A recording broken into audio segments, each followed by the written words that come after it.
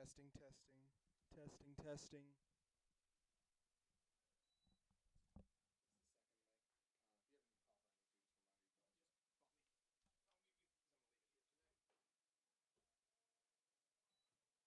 cough or anything, too, just remind me to go. Just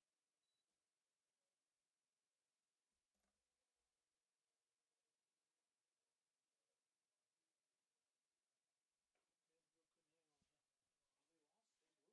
59-56. Are you serious? Wow, St. Mary's came back and won.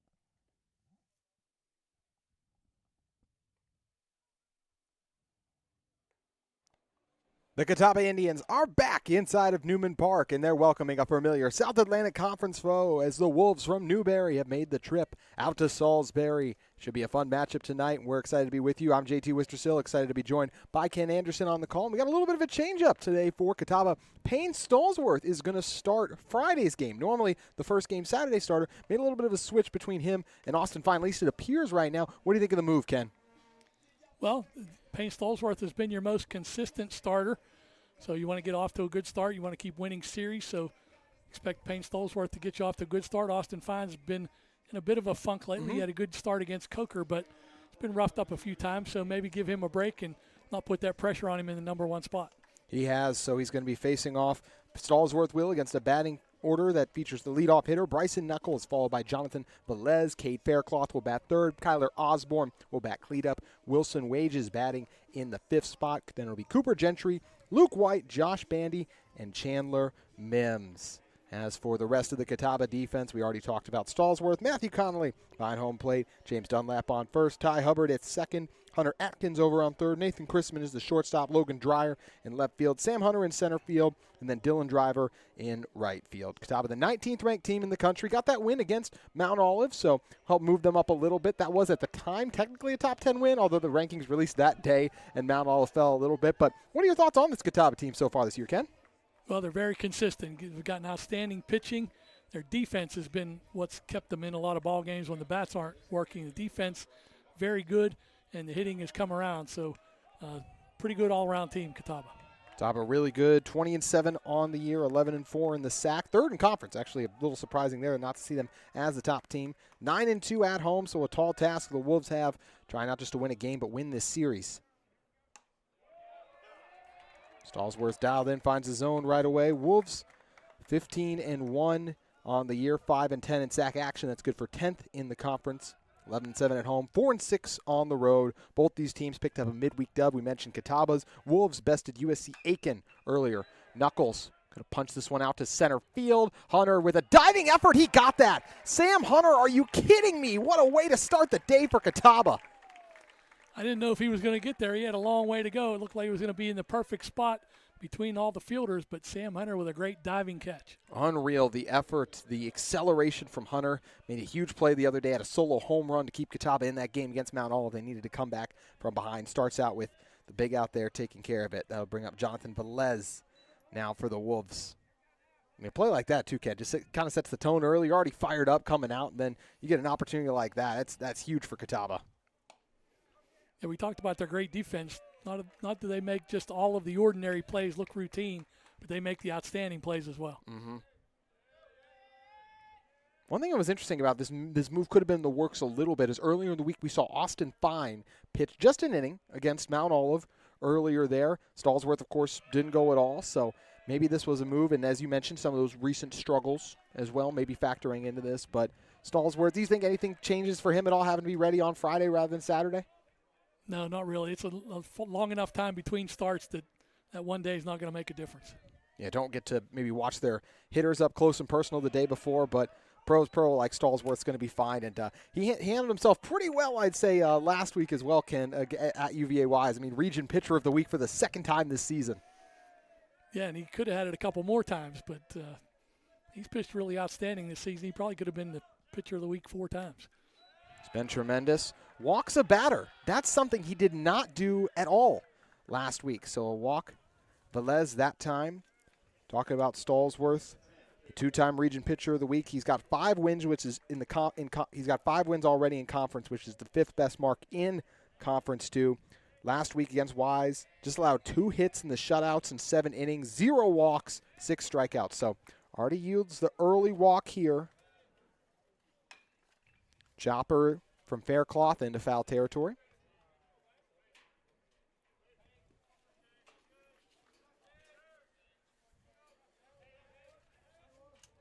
Wolves lost their SAC series a week ago down at Mars Hill.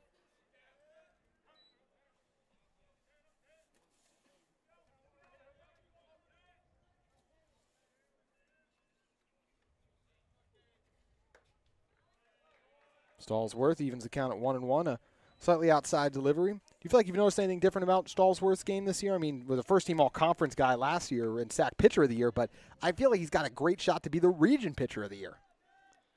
Yeah, he's just keeping the ball down in the strike zone. We'll talk about it, job he did last game. Yeah, I mentioned those 6 strikeouts, too. A guy who's just been sensational all season long. Stallsworth, if you look at his numbers on the year, he's 5-1 overall. Only appeared in starts, 1 shutout, 1 complete game. 45 and 2 innings pitched so far. 38 hits, 15 runs, 15 of which were earned. 39 strikeouts, just 13 walks. But his previous home game against Coker, he pitched 8 shutout innings in that game. He had 18 of his 24 outs on ground balls. 7 of them were right back to him, and 2 other ones he had to cover first base for the playoff. It's just tremendous. What do you think is the biggest thing that makes him so hard for other teams to deal with? I think it's just location. He keeps the ball down in the strike zone. He doesn't miss up in the strike zone too often, but he has had those stretches early in the season. He missed up in the strike zone and gave up 4 home runs in a game here at home. Catawba needed everything he provided against Wise as they only won that game 2-0 on the road. Opportunity for a double play here. Atkins, Hubbard, Dunlap, and Catawba does it. What a start for this Catawba defense. Highlight-worthy play from Hunter, and then the double play by the Catawba infield. They take care of Faircloth and Velez on second. That's how you do it if you're Catawba.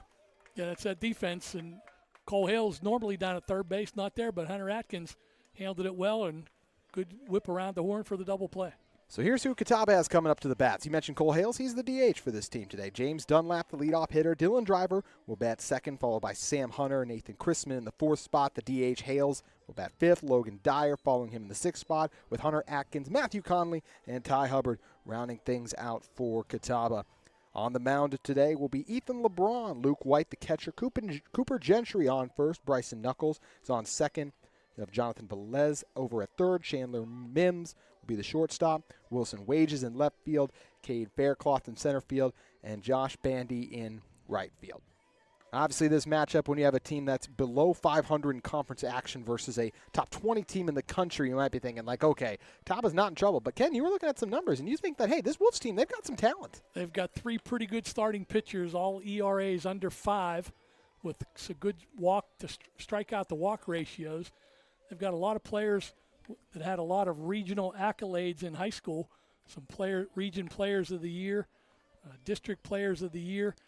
So they've got a lot of quality baseball players, maybe a little bit inexperienced, playing quite a few freshmen and sophomores. But this team's been consistent. They've had winning seasons, 11 of the last 12, 30-plus wins, 7 of the last 11 years. So they know how to win. They did have a coaching change from Russ Triplett, who had 418 victories and 2 SAC titles, to Jay Snyder. He's in his first year as the head coach, but he's been there since 2008 and the associate head coach since 2014. Yeah, so someone who's familiar with how to win at Newberry and was a part of this team's run to a conference crown, just a couple seasons removed from that, so still a winning pedigree that this Wolves program has. LeBron, the left-hander, a senior from Lexington, South Carolina, 6', 180, set to face off against Dunlap. Dunlap, the North Dakota State transfer for this Catawba team. You know, not normally what Coach Gant and Catawba bring on to the roster, but when you have a guy as talented as Dunlap who just exhausted D1 eligibility, you can't pass that up, right, Ken? Yeah, too good to pass up, and he's been a solid hitter.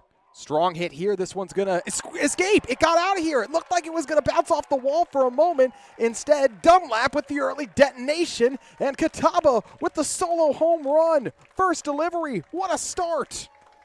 Yeah, it looked like it was just going to be a line drive off the wall, but the ball just kept climbing and just snuck over the wall out there in left field for a leadoff home run for Dunlap. Especially even played by Wages out in left field there. He looked like he was anticipating the bounce off the wall, and instead Dunlap with the monster home run to start things for Catawba. They can't get a much better start. Good defensive first inning and a home run to start your at bat. 4 hits in his last 4 games, but 0 against Mount Olive. So he bounced back pretty well from Tuesday's action already. And that'll bring up Dylan Driver.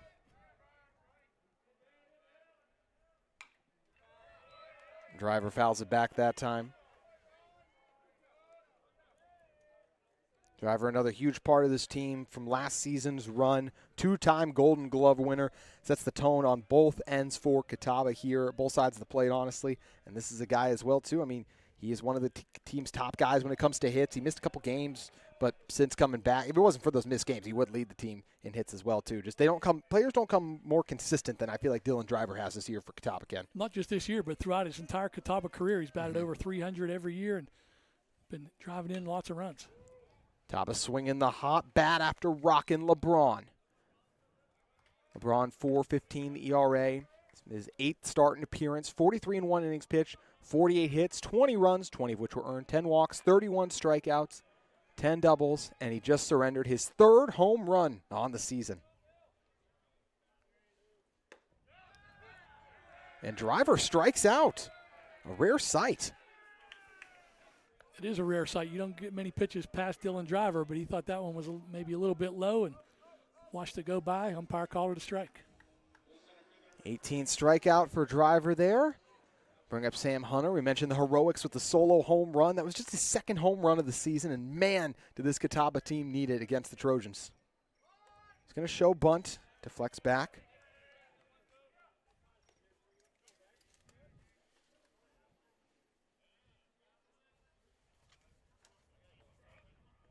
Mentioned the Wolves won their game against USC Aiken. It was 5-2. Pacers had a run in the first and led till the bottom of the 6th, where Newberry had 3 runs and the Wolves would end the game on what ended up being a 5-0 run. So what a way for the Wolves to close it. Picked up the big midweek win. Mentioned that big hit by Sam Hunter against Mount Olive. Last 3 games that he's played, he's got 4 hits and 11 at-bats. The junior stepping it up, a former transfer from Queens. Came on strong for Catawba last year. And one deflected off the helmet of our Wolves catcher in white. A little shaken up, but appears all right.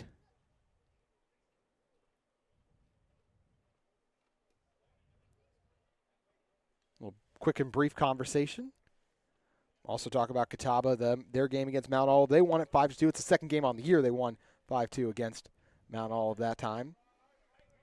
1-2 the count here. No runs in the first 3 innings. Mount Olive would score in the 4th and the 5th, but Catawba had scored a run in the 6th, and then the 4th. In the run they had 6, and then they scored 4, had a run in the 6th, the solo home run from Hunter. Then they had 4 in the bottom of the 8th to propel them to success. Hunter going to keep the hot hitting streak going, drops one into shallow center field, and Catawba with 2 hits already. So that makes Sam Hunter 5 for 12. 5 hits in his last 12 at-bats now. He's staying hot. Nathan Chrisman hoping to get hot. Former ECU Pirate. Started off the season as the leadoff hitter, falling down a little bit, but someone that Coach Gant and co are hoping can turn things around here.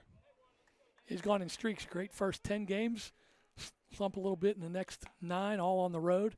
Then came back at home against Coker and Pembroke and had 4 hits in 16 at-bats with 5 RBIs, but lately just 1 for his last 12. So a couple hits for Catawba already. A homer from Dunlap, the highlight. Now Chrisman has a base hit, lifts this one over the head of a leaping Wetzel, and thus 2 on for Catawba. Boy, Chrisman was right on top of that pitch. He was right up in the strike zone where he wanted it and had a good rip right over the third baseman Velez's head. 4 Catawba batters, 3 of them have hits. And Cole Hales, what a season he's having already. Hales, the last name synonymous, of course, with Catawba, and Hales leaving quite the legacy in his last campaign. Yeah, batting .416 at this point in the season and still be over 400. You're doing something. 4th best batting average in the SAC. Has a hit 8 games in a row.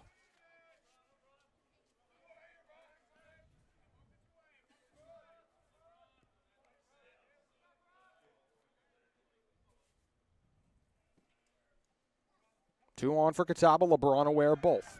Hales a big swing and miss. Catawba tried to get over to 3rd in time. Oh, they call it safe, and the Wolves are not happy about it. Now Newberry calling for time. And not surprising that we are going to see Coach Jay Snyder wanting to talk things over there. That was, I understand the frustrations, Ken. They're going to say as of right now that Hunter at third. What do you think? I don't know how he was safe. That ball was there. The fielder came up and made the tag. They're going to say maybe he got the hand in before he got the tag up a little bit, but it sure didn't look that way from here. It looked like he was out easily. They're going to have a conversation. We'll see if the majority opinion rules out, depending on how the other umpires saw it. I agree with you. Live, I thought out. But that he was the closest to it, had an angle. Maybe he's trying to say he squeezed the hand through first. See what the discussion yields.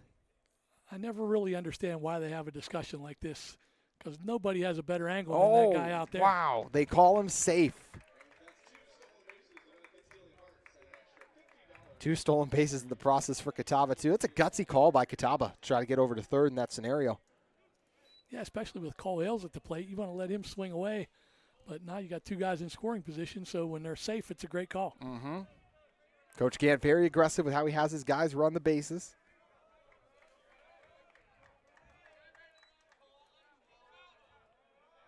So a tough break for the Wolves there. Outside ball 2, passes by Hales here. I'll tell you what, I know it's early in the game, but with first base open, with Logan Dyer, who hasn't had many at-bats on the season coming up, I'd take my chances, set up the double play. You're right, it is early, but the Wolves, maybe that's what they're doing here. 3-1 count already. Yeah, I don't think they'll come into the strike zone. They might try to get him to chase, but I don't think they'll give him anything too good. Not trying to fall behind early. As we mentioned, a nice bounce back for Catawba. They got mercied in their Friday game last week, the first one against UVA Wise. It was 12-2, and Hales will indeed get to walk over. So, yeah, I think that was one of those unintentional, intentional walks there. They weren't going to give him anything good to hit with first base open. So Logan Dyer now up here for Catawba. I did mention setting up the double play, though. Dyer has good speed, and he's a tough guy to double up. No RBIs on the season for Dyer. A great opportunity to change that here. Did have a big hit for the team against Mount Olive last week. Got on base. Well, actually, just got on base, but didn't end up being part of the big turnaround Catawba had in the bottom of the 8th. Dyer will foul the first delivery back. So Dyer here, Atkins on deck. He did have, Atkins, a big hit that was part of Catawba's spur of the moment comeback late.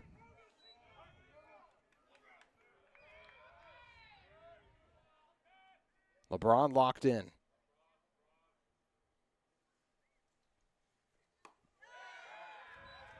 Wolves wanted strike three. They won't get it. Ball 1 instead. That pitch didn't miss by much, but it was definitely just off the corner. Just the 8th at-bat of the season for Dyer. Mentioned just that hit he had against Mount Olive. That was his first of the year.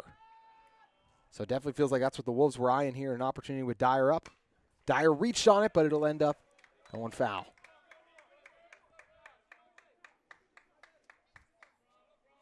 Nice job by Dyer there. It was a pretty good pitch. It was going to be tough for him to handle, but able to get the bat on it and stay alive. Bases loaded. Hunter at third for Catawba. Chrisman at second. Hales at first. Another close call.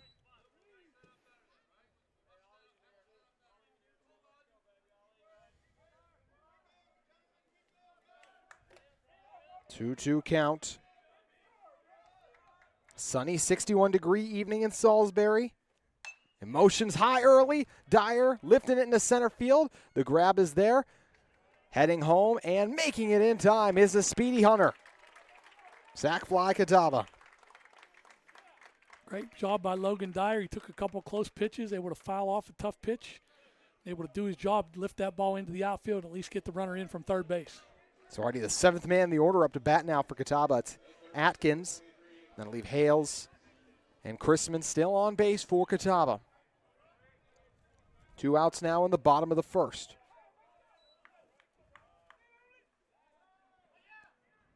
The close call is nearly leaking too far off was Chrisman. Wolves couldn't turn around in time, but as we mentioned, it was very narrow there.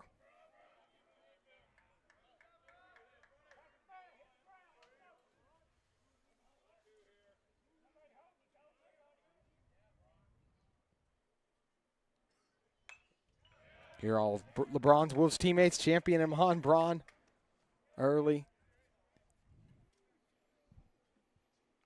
Atkins at the plate, his numbers on the season may not look that impressive, but he's had some really big hits, has some good power to the gaps, and good speed. Yeah, he brought in the first of the 4 runs that came in the 8th for Catawba the other day after Conley got on base. Chrisman gets back to second.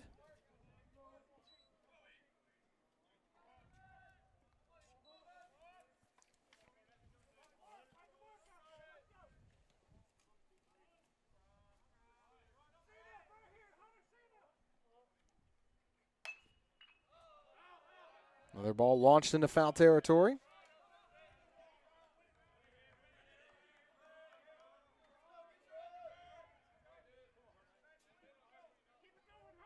Oh, to the count. Taba's come on strong early. 2 runs already.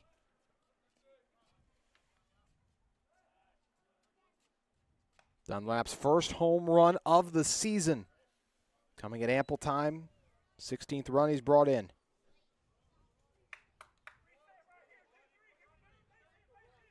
LeBron taking his time.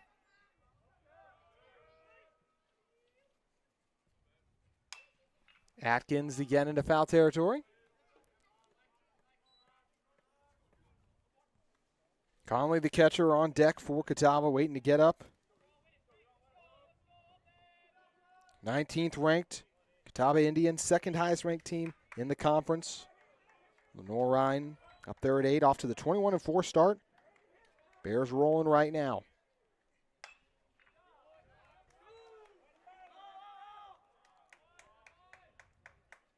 Good year of action for the Southeast Regional so far. North Greenville's 21-6. They have the 1 seed there. LR 21-4. Then it's Catawba 19-7. Carson Newman not far behind, 19-6. Mount Olive now 19-8. Lander, Young Harris, Coker, North Georgia, and Francis Marion rounding out the top 10. Atkins squeezes one pie. Velez down on third, couldn't have it. And as Hales holds up on second, Hales will hold up on third, but in the process, Chrisman comes in. RBI double for Atkins, dancing down the third baseline. Atkins kept getting closer and closer. He kept fouling them out of play down the right side, but each one was getting a little closer to fair territory, and finally got a pitch up in the strike zone, able to lace it past third baseman Velez. Another big RBI for Hunter Atkins. Wolves have no one warming up, so they are definitely sticking with LeBron right now, but want to talk things over, trailing 3-0, and you got Hales and now as well, you'll have Atkins both in scoring position here. Conley comes up. The transfer from Surrey Community College is man down the catcher spot this year. He has big shoes to fill, replacing Bo Rusher, but feels like he's done a good job, Ken. Done an outstanding job. I don't have the numbers right in front of me, but I think he started maybe every game but one so far at catcher for Catawba this season. Kind of expected a platoon, but Conley's made the position his own. Yeah, he started 25 of the team's 26 games so far on the year. Got 18 hits so far, 11 RBIs. He has a good eye at the plate. He had a recent stretch in 5 games. He had 10 walks in a 5-game stretch.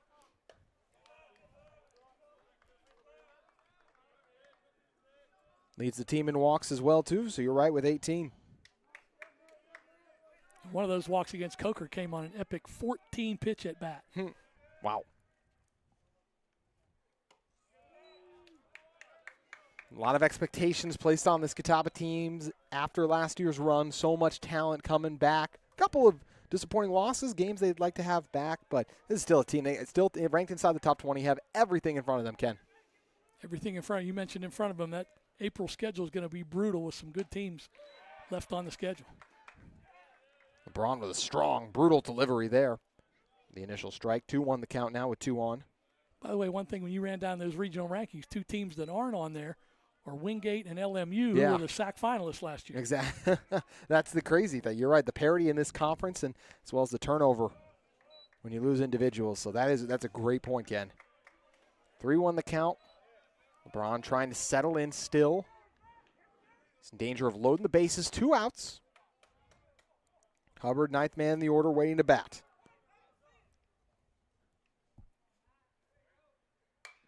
Conley skies it. Called for by Mims. And Catawba will leave 2 stranded on base, but a 3-0 start on 4 hits early. We'll see what Newberry has in store as they'll try to bounce back when we come back on Flow Sports.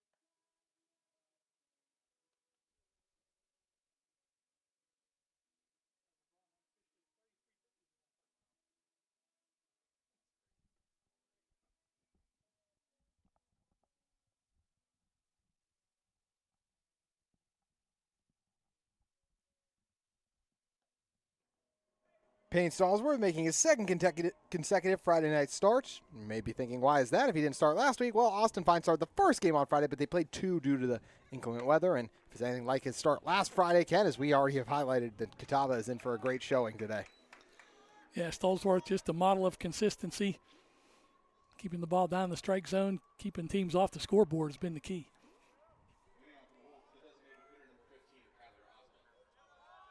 The DH Osborne will go to work here. Wolves got Velez on base as he walked, but then the double play. Faircloth hit right into it.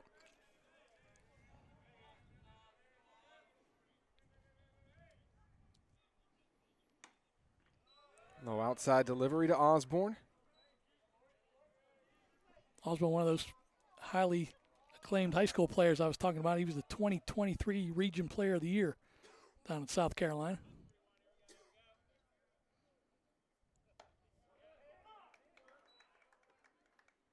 Osborne batting here on the season so far, 2.45 ERA. He's 50th at bat. He's got 12 hits so far. Fouls this one back. Just a solo home run. Struck out 13 times and 6 walks. Only 12 hits. Well, half of those hits have come in his last 7 games then. 6 for 20 in the last 7. Mm-hmm. Starting to heat up. See what the DH can do here. 1-2 the count.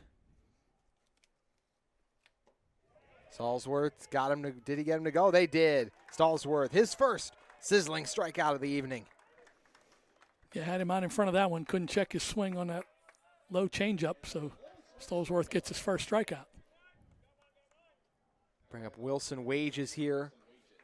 Wages making what will be his 84th at bat overall in the year. 28 hits. Brought in 17 runs, 12 strikeouts, 8 walks. Stallsworth a high delivery initially. You know, Ken, last time Catawba was at home for a conference series was when they were able to officially celebrate Jim Gant for Catawba head coach for the 1,000 career win mark. He got that against Limestone, but able to celebrate him here. How would you describe just what a special weekend that was? Oh, the crowd was enthusiastic. A big turnout for the festivities before the game and after the game.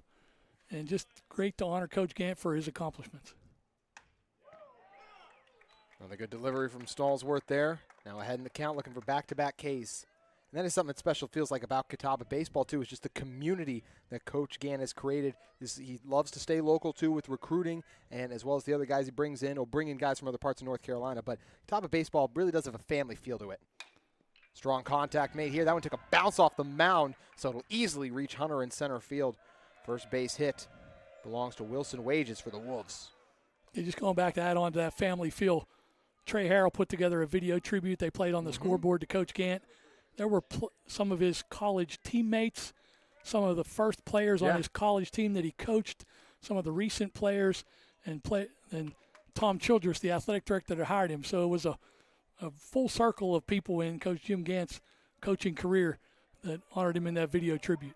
And like you said, that's a credit to him maintaining those relationships as well. It's no wonder he's been so successful. And I mean, he was a Hall of Famer in 2015 here at Catawba.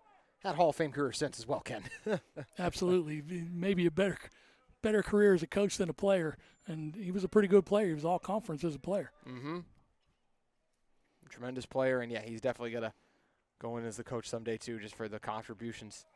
That one squips away from Conley for a moment. It's an interesting angle we've talked about. Conley's kind of taking the reins as the guy at catcher. That was Bo Rusher was one of the leaders this Catawba team had last year, and I've talked to Coach Gant, and he said that's one thing that we're still kind of waiting to see who are going to be those leaders that step up. You lose guys like Levi Perrell, Drew Robertson, too. Just there was definitely a loss felt with last year's team, even if you get pretty much all of your pitching back with the exception of a Mason Gwen. Basically, he was another guy who contributed a lot for Catawba, but Conley seems like he's done a good job settling in with. Stallsworth especially, but that's probably, something Austin Fine and him still trying to find that groove as well. Yeah, it takes a while to get that connection going to know what pitches work and what the pitcher likes to throw. Cooper Gentry here. Fouls this one back. You mentioned looking back at Conley's career in high school and Legion baseball. He was a leader on his high school team. He was a leader on that Rowan County Legion team that went to state tournaments. He goes to Surrey Community College. He's the Region Player of the Year. So it probably shouldn't be a surprise he's having such a great start to his Catawba career. 1-2 the count again. 1 out, 1 on. Stallsworth. Slightly high there. Gentry so far on this season, 13 hits, 41 at-bats, 6 RBIs, 10 strikeouts, 5 walks.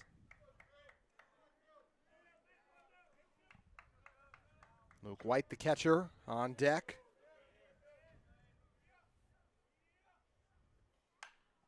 Gentry fouls this one back. Mentioned the family feel earlier. Got a pretty good crowd on hand for tonight's action as always. These fans always come to support Jim Gant, whether it's baseball season, Legion baseball as well. It's always part of it. I maybe expected more people, but maybe it's held down a little bit because Duke and Carolina play basketball today. That's a good point. March Madness going strong today. Gentry just ends up fouling it off there. Atkins closing in on it. Interesting, often see Hubbard over at third. Coach Gant saying, hey, I think Atkins has done a good job here, and you have to leave Hubbard in the lineup with how he's been hitting. You have to leave Hales in the lineup for how he's been hitting as well, too. So, but Atkins has done a good job holding it down on third. Yeah, I've seen him play Legion baseball for Randolph County, and he's a pretty good defensive third baseman, and he can even come in and pitch. He's made one appearance as a pitcher, but mainly for his hitting and defense out there. Yeah, something Hales used to do as well. So, and we've seen Hales do a couple times this year. So the similarities there very, very much present. Full count here. 1 on for the Wolves. Newberry trailing 3-0. Dunlap got it started with the homer. Atkins drove in a run, going towards second, and getting there safely. That time is Wages. Striking out is Gentry, though. Disappointing outcome for him. How about 2 of the last 3 batters that faced Stallsworth? Ben retired with the K. He came right after Gentry with that pitch. Got a good pitch for the strike. Wages, no surprise, off and running with the pitch in easily. That gives him 11 steals in 13 attempts. He leads the Newberry team in that category. Strong runner on the base pad, someone to be mindful of potentially. We already saw Hunter go for third. We'll see if Gentry tries to do, we will see if Wages tries to do the same.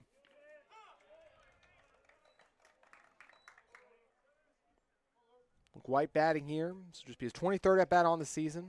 5 hits so far. 1 strikeout, 1 walk.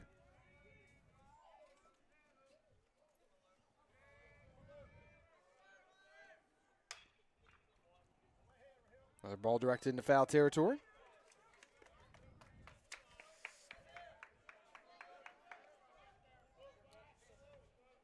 Jim Gant leading Catawba in his 29th season.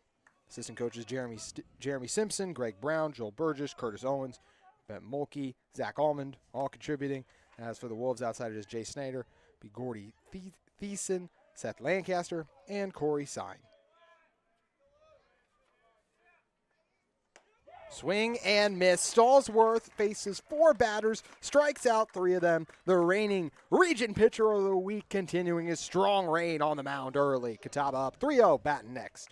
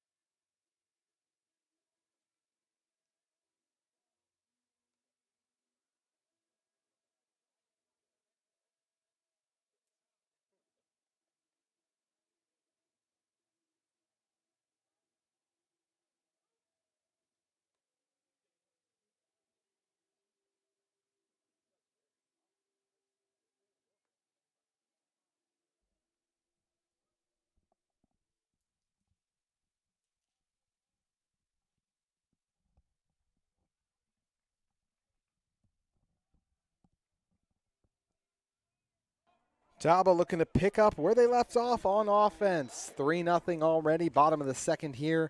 It'll be Hubbard, and then just like that, back to the top of the order. Dunlap on deck, ready to return after his solo blast began the day on the opening pitch. LeBron still on for the Wolves.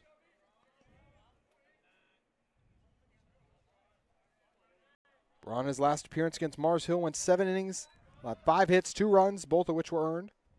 3 walks, 3 strikeouts. That season best 9 strikeouts against Tusculum earlier in the season. He's gone 6 or more innings in all of his games since the opener, and in all of his appearances, he's gone at least 5 or more innings. So someone who has been consistent in all 7 of his starts, but someone who obviously got rattled a little bit early. We'll see how he responds.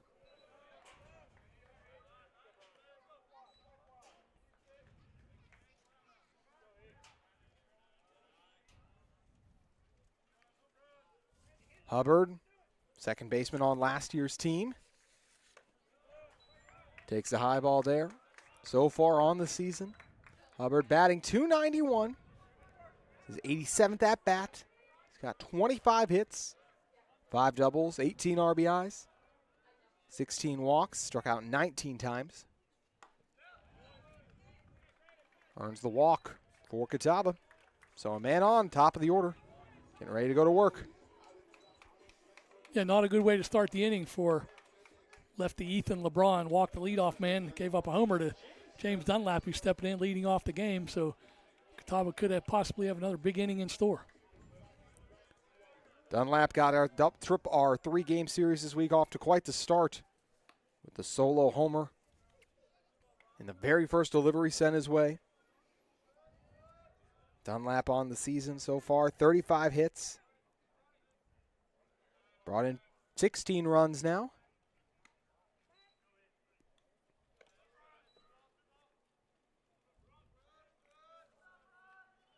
Struck out 8 times, 9 walks. One thing you've noted, Ken, too, is the pitch count starting to climb a little bit for both sides. Yeah, Stallsworth threw 21 pitches in the last inning to run his total to 33 through 2 innings. LeBron had to throw 33 pitches to get through the first inning. Yeah. 21 high for Stallsworth, like considering it was 3 strikeouts as well. It's definitely a high number. Yeah, a lot of foul balls in some of those at-bats. Mm-hmm. LeBron focused in on Hubbard. This is always a balance as well when you have pitchers struggling a little bit. I feel like you'll see them often go for pick-off attempts frequently. It's that, the mind game kind of you're trying to get out of your own head a little bit too. Maybe get an easy out on first. And Hubbard trying to present a challenge. 1-1 the count will go. Yeah, sometimes I think pitchers throw over to first base, maybe because they didn't have confidence in the pitch called by the catcher. Not quite sure they want to throw that pitch, so I'll just throw over to first and we'll rethink it. That's a good point. Such an interesting thing, too, we talked about with someone like Dunlap coming over from Tulsa, Oklahoma, North Dakota State, very good there. One of the top Bison for that team last season. He had a Bison best 12 doubles, 36 RBIs, too. Looking to have another hit this time. Lifts one into right field, but all over it is Bandy.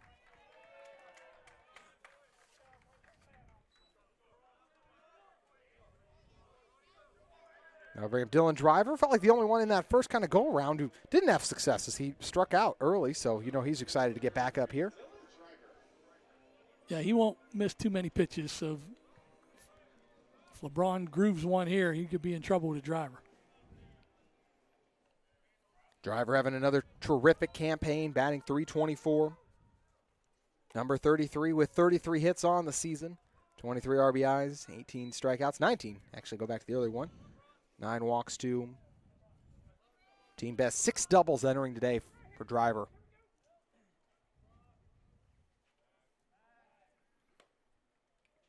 One stat I don't really look at a lot, but it caught my eye when I looked at the stats.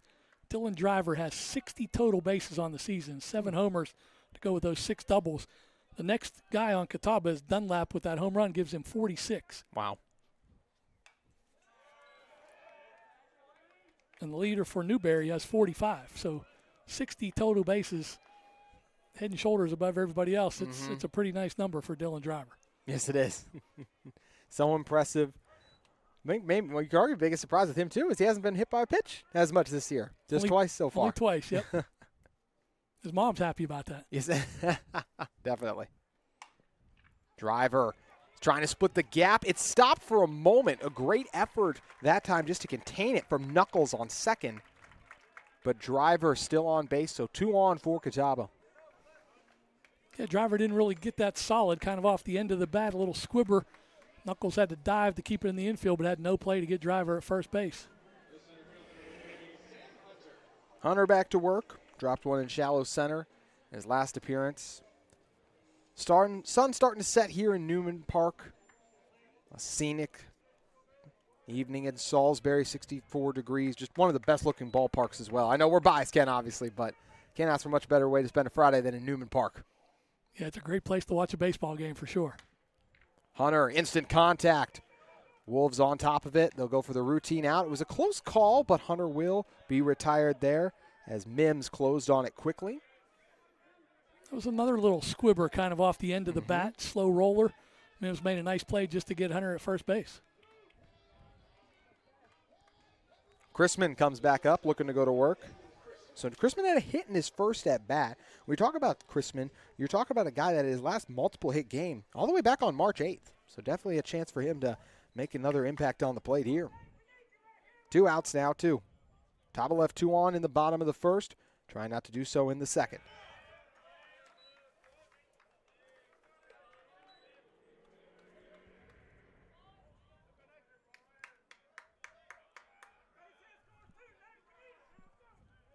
Chrisman, the transfer on the season so far. He just got his 25th hit. He's batting .238 entering today. Got 21 runs brought in on the year. Just 25 strikeouts, team high there. 13 walks, too.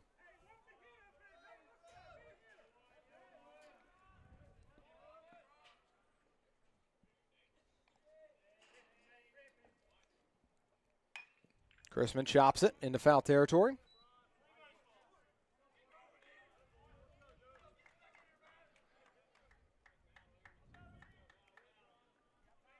Still 2 on for Catawba. Hubbard looking to come home here. Driver on second. 2 outs for Catawba. They got to be careful. That one ends up hitting off the bottom of Chrisman's back. Shaken up for a moment. Awkward contact there, probably with a little bit of sting. It'll sting a little bit. You're not expecting it, so it surprises you when it does hit off the end of the bat like that.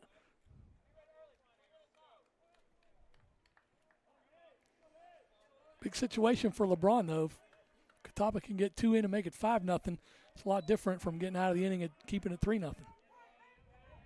Still no Wolves warming up. 1-2 the count. Crispin fouls it back. Trying to protect home plate as LeBron brings the heat.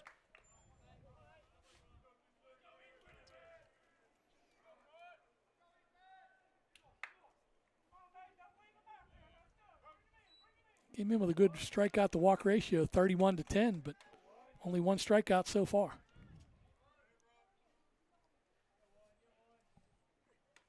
Outside delivery, and that's a big play made by White, because if he lets that ball pass, Hubbard's coming home. Yeah, he would score easily on that play, but did a great job to flag that ball down. 2-2 the count. 2 on, 2 outs. 4th man in the order, Crispin. Looking to clobber it here.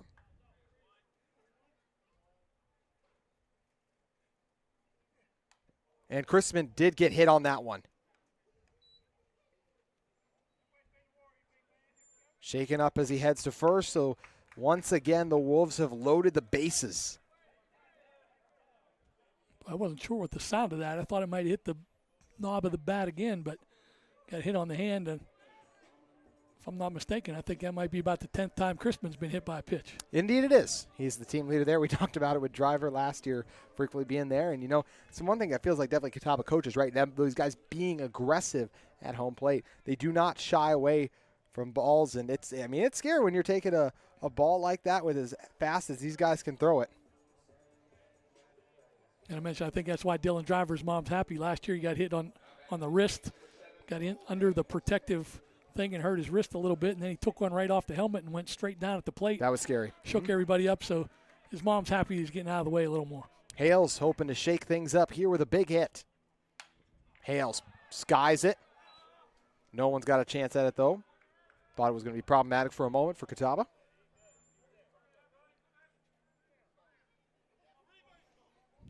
Out of 14 batters, I think that's only the 5th batter that LeBron has thrown the first pitch strike.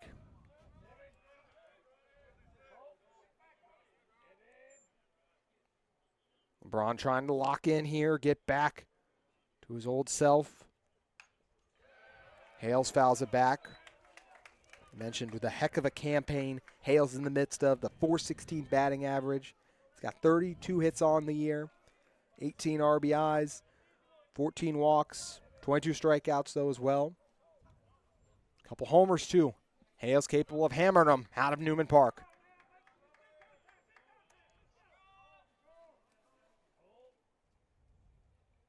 Hales launches this one. Back deep into center field. What will happen? A home run! Grand slam! Hales with the huge play for Catawba. You said he's capable of driving it out of here. He got a pitch up in the strike zone. Mistake pitch from Ethan LeBron on an 0-2 pitch. Got it up over the plate, and Cole Hales drove it out of here to dead center field. Hales flips the helmet as he jogs back. What a play from Hales, makes it 7-0. Catawba clears the bases off the huge hit from Hales, the DH.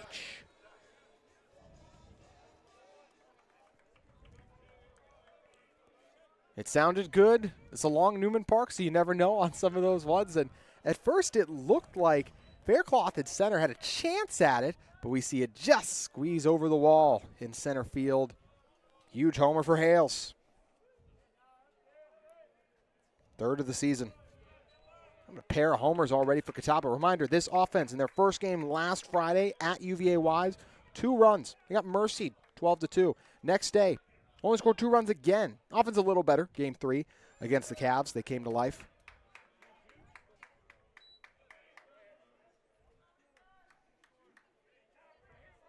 Catawba only had 18 hits in that 3-game series. It was a brutal stretch for them.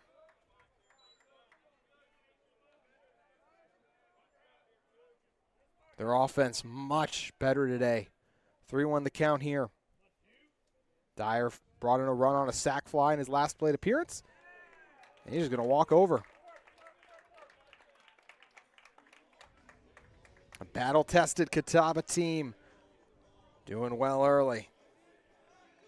Feels like the veteran experience here definitely helping Catawba. You know, LeBron, a veteran too, but this is just a really good Catawba team. And we're going to see the Wolves make another trip over to the mound. No one's warmed up, Ken, so they're still letting this game stay in LeBron's hands. Yeah, and I think at this point you're going to ride him as long as he can go. You don't want to use up your bullpen with 2 more games to come tomorrow. But it's been a rough go for Ethan LeBron. He's faced 8 batters in the first inning, and when Hunter Atkins steps in, he'll be the 8th batter here in the second inning. Well, almost like they're listening to us. The Wolves now sending some guys to start warming up here. 7-0 Catawba, 6-1 difference in hits too. Rough go for the Wolves early.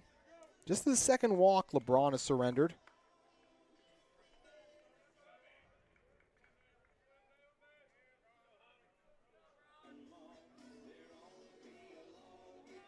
Hunter Atkins back up here. Drove in the RBI double.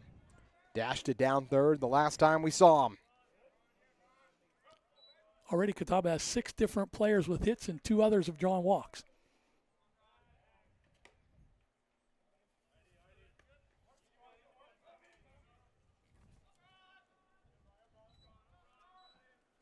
Braun gets it here. Attacks home plate.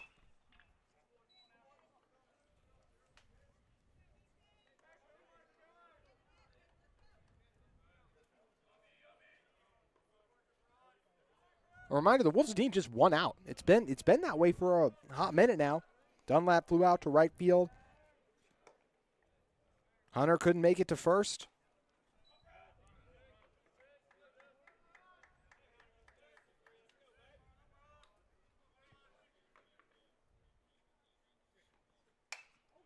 It's well hit by Atkins into center field, and Faircloth has it.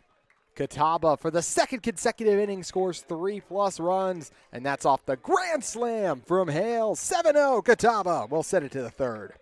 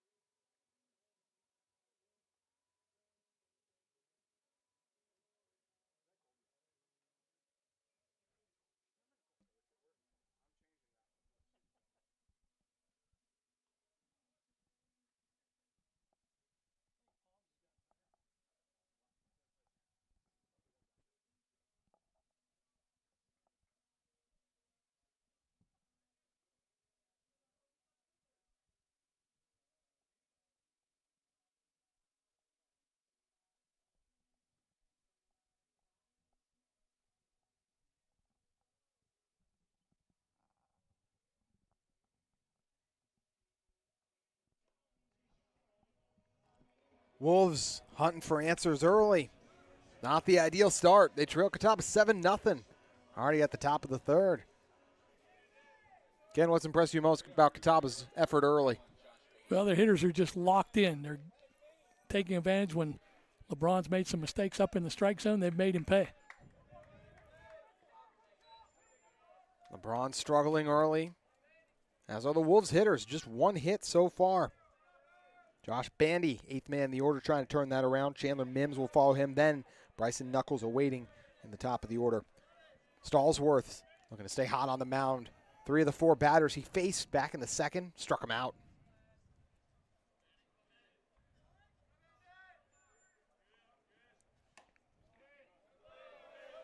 Most challenging thing so far for Stolzworth might be the long stretches he spent in the dugout between innings. Mm-hmm.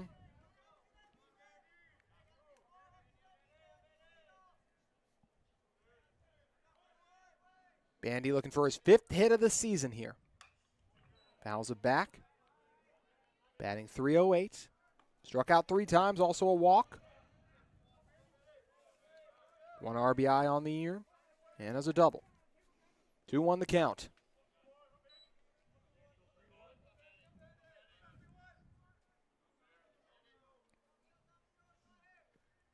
Bandy swings, gets nothing. 2-2 the count. Stallsworth shining early for Catawba. Stolzworth won't complain about those long stretches in the dugout when your team gives you 7 runs. No. Nice to pitch with the comfort of a lead, and a lofty one, too. Chopped, but it'll go foul. Ended up playing it through, but it was foul. Can I struggle to remember like how frequently I've seen a team at the collegiate level return the level of pitching that Catawba had coming into this season? I mean, 4 of your top 5 guys back, that doesn't really happen often. No, it doesn't happen often, and the guys that have returned are real quality pitchers, too. It's not just like they're your top guys. They're among the top guys in the conference. Yeah. Fine, Googe, and Stallsworth, all guys who started a lot of games last season. Rogers, a reliable veteran. Good job by Bandy pulling back. Don't forget Hayden Simerson. Oh, my gosh. He's just been phenomenal. How could you forget him? We'll talk about what he did on Friday in a moment. Tuesday. Oh, there's some pretty great Fridays on the season, too. Yes, he has.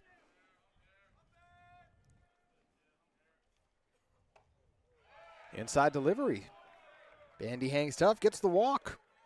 So no walks in the last start we saw for Stallsworth. Yielded a couple so far today.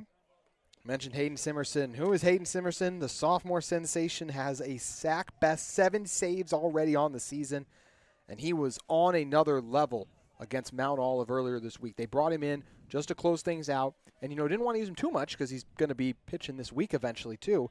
But man, was he just remarkable. I mean, less than 10 pitches to close out a potent Trojan lineup.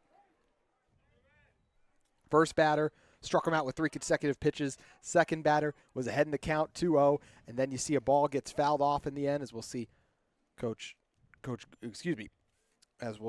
Greg Brown jog out to the mound, talk things over with Stallsworth here. And then Simerson, final battle he faced, forced him to foul one off too. So less than 10 pitches against an offense that is part of a top 10 team is just tremendous. And that's what Catawba has in a guy like Simerson. You don't see sophomores who can play like that. And he was the SAC Freshman of the Year a year ago, too. You mentioned those 7 saves. They've come in his last 9 appearances, 7 saves. Remarkable. He is a special talent. Catawba lucky to have him. I remember when he was pitching for the Rowan Legion team, and I would talk to Coach Gann. I said, Coach Gann, sometimes you just sit back and smile when you watch him pitch knowing he's coming to Catawba. He said, I sure do.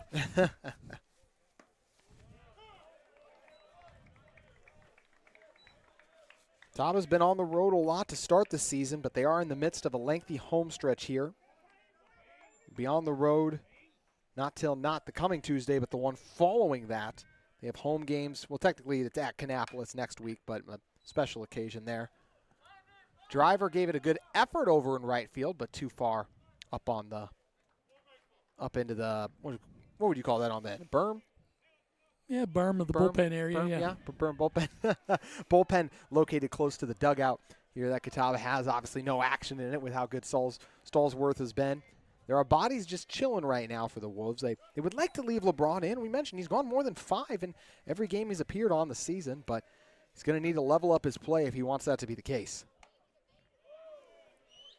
It'll be a real challenge. He's thrown 61 pitches through the first 2 innings, so I don't know how long he can go. Very true. Mims batting .274 on the season. He's got 17 hits so far. 63rd at bat here. Brought in 23 runs, tied for a team best. 8 strikeouts, 5 walks. Mims makes strong contact. Opportunity for Catawba to get a double play. Hubbard flips it to Chrisman, and Dunlap gets it on first.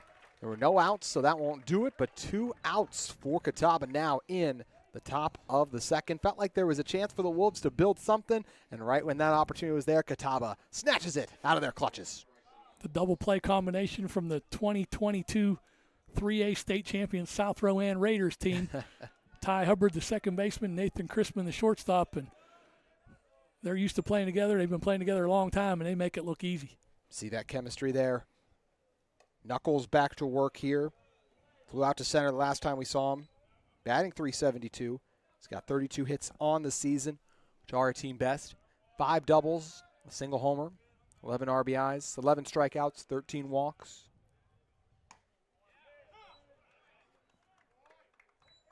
He's 88 that bat now.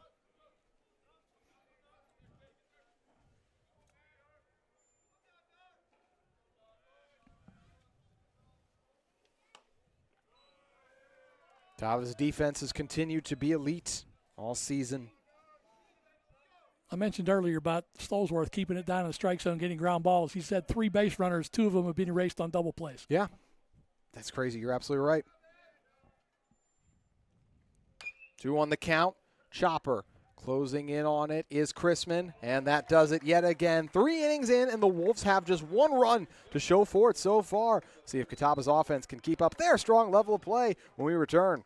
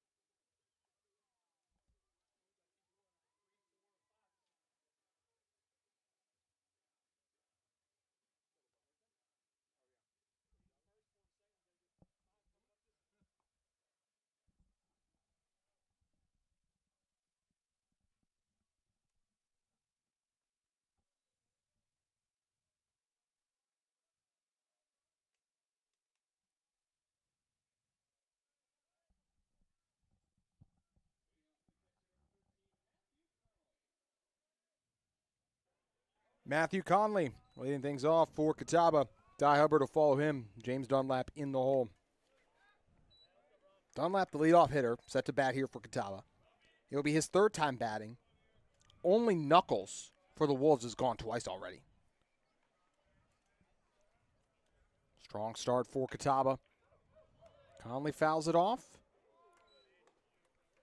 Catawba's added 3 runs in the first, 4 in the bottom of the second, and as we were joking about in the break, could be due for 5th right here, right, Ken? Yeah, keep it rolling. Keep that pattern going. 5 looks like to be the key here in this inning. Mm-hmm. Of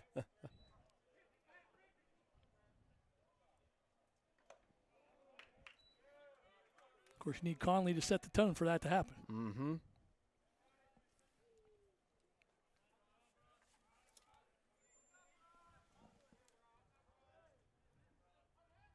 Conley hoping for hit number 19 on the season.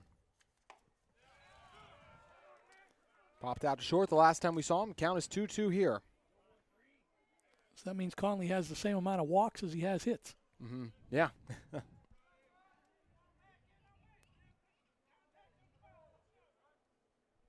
LeBron has brought himself back from bigger deficits than this before. Fouls it off here.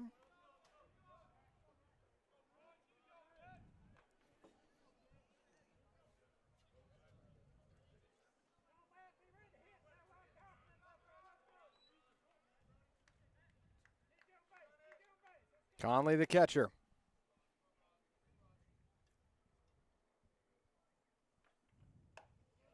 Takes an outside ball there. 3-2. LeBron trying to remain in the game. Wolves do have other pitchers starting to loosen up. I mentioned that Braun has gone 5 or more innings in every appearance he's had on the season. Gets Conley to bite there. Second strikeout on the day for LeBron. Good delivery there by Ethan LeBron. Kept that ball low on the outside corner. Conley couldn't quite reach it. Hubbard comes back up. Walked the last time we saw him. Just one of 2 walks LeBron has allowed so far.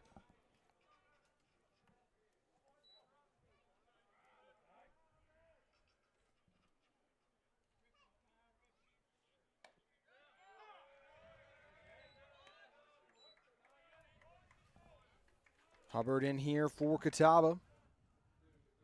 Hubbard this season batting .291. 25 hits so far, 18 RBIs, 19 strikeouts to 16 walks. 1-1 the count. While Hubbard's not a spectacular player as far as statistics go, he's kind of the glue guy on the team. Draws walks, gets some key hits, can bunt runners over, plays great defense. Just seems to do everything and does it at the key times as well.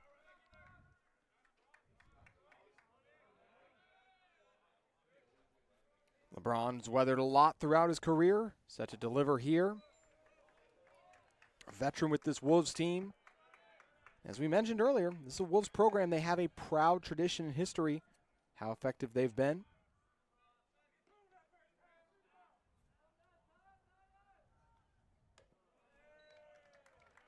Third team all-SAC a year ago. SAC tournament, team 2. But a good eye from Hubbard. Helps him walk to first. So back-to-back walks for Hubbard.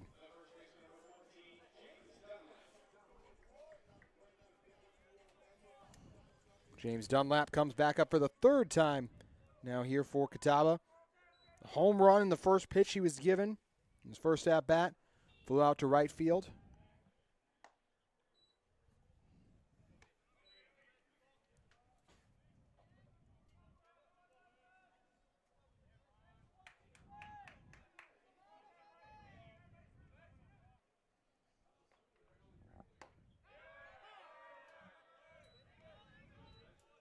Oh, on the count. Dunlap, Driver, Hunter, Chrisman. Hales all with a hit so far today. Next several batters could be up for Catawba. Dunlap here. 4 hits in his last 4 games. He's got 4 games with multiple RBIs too. Team leader in hits. Skies it.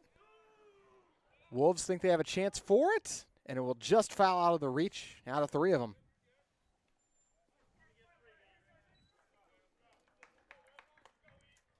Dunlap's been really consistent. I think there's only 3 games on the season he doesn't have a hit. He's been incredibly consistent too. He's had a 4-hit game, a 3-hit game too.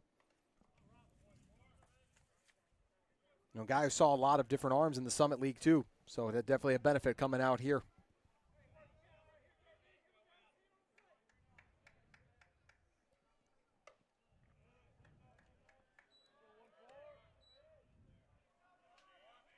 One, 2 the count.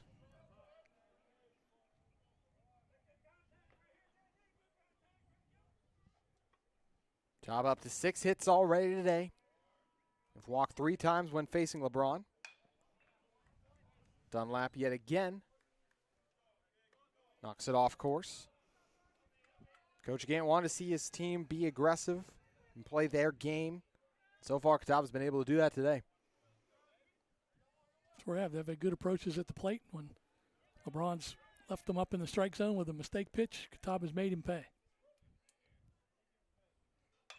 Dunlap sends it into center. Fair cloth there for it.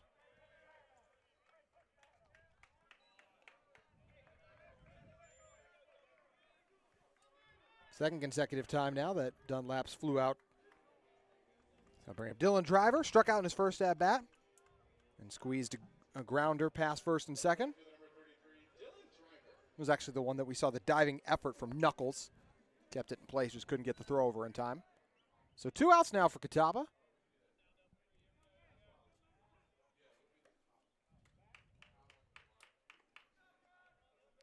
7-0 in favor of Catawba. Key batter to get out here for Ethan LeBron, because you saw when Catawba gets a runner on with, you let him keep the inning going with a hit batter with 2 outs. They made you pay with the grand slam. If you let driver get on again with 2 outs, could lead to a big inning. Catawba eyeing a big inning again here. Got some work to do. Ground ball squeezes through. Well hit by driver. And Hubbard stretches it all the way out to third. So another base hit for one of Catawba's best, Dylan Driver. 2 for 3 after LeBron struck him out his first time up. 2 straight singles for driver. Both to the right side. One stayed in the infield. This one gets through.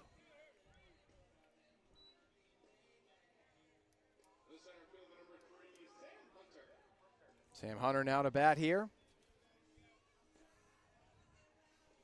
In case you're wondering, that right-hander loosening in the Newberry bullpen, junior right-hander Thomas Wayne. So Thomas Wayne getting ready.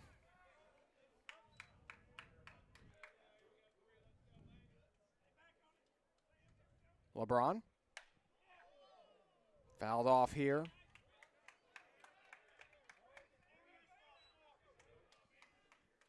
LeBron's battled his way back a couple times in this game to just get out of innings, even though he's yielded a lot of runs. Seen him battle back from 3-1 before, too.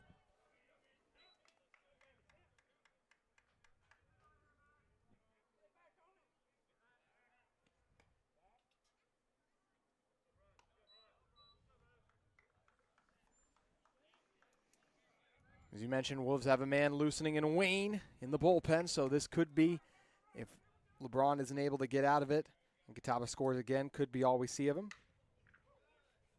Hunter with some heat, powers it over to the dugout. The smells of summer here at Newman Park. You can smell that popcorn wafting up here Yes, you toward the can. press box. No, it does smell very good. I was trying not to acknowledge it because I've noticed it as well, too. Hunter struck out 19 times on the year, got 16 walks, though. Brought in 18 runs. Looking for hit number 27.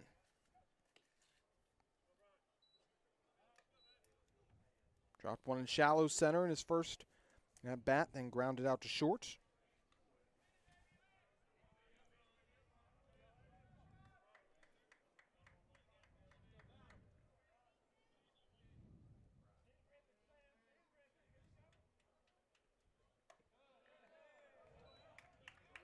Good eye from Hunter that time.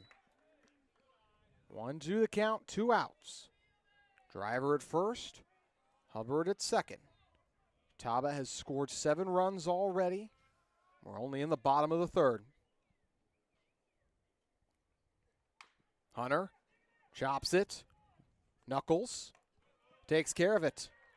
So for the first time today, Catawba's offense with a 0 on the board in an inning, but they still have the lofty lead. 4th inning up next.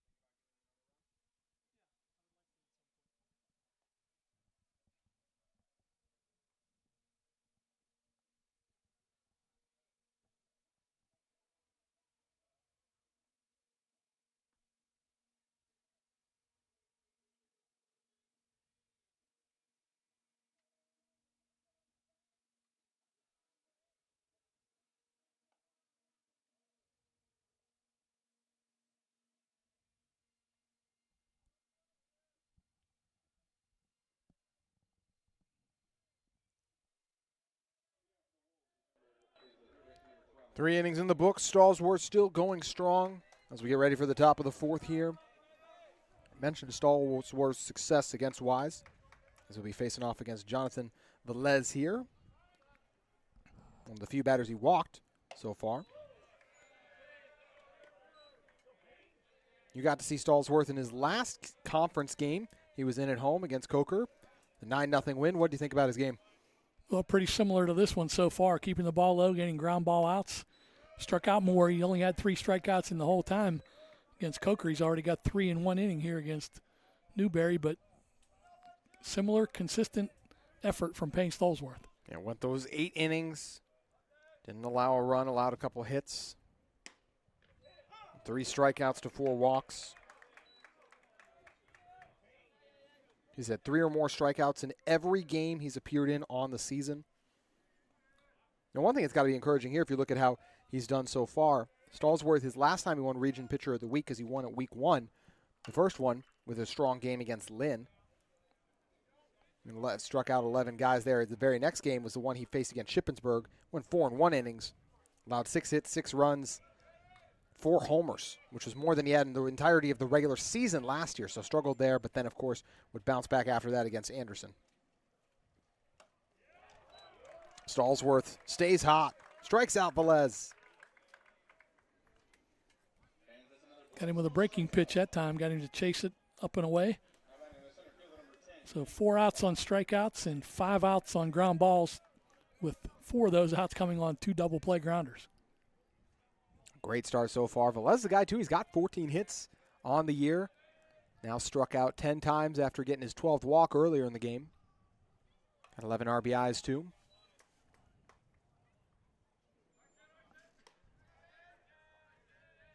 Cade Faircloth here, grounded into a double play, his previous plate appearance. His 99th at-bat. He's got 28 hits, 9 of them doubles, 23 RBIs. Struck out 20 times to 10 walks. Stallsworth with the sun setting will deliver a ball. Bit of a slump for Faircloth right now, just 2 for 21 in his last 21 at-bats. And not the pitcher you want to be going against when you are in the midst of a slump. Faircloth showed, bunt, pulled back. 2-1 the count.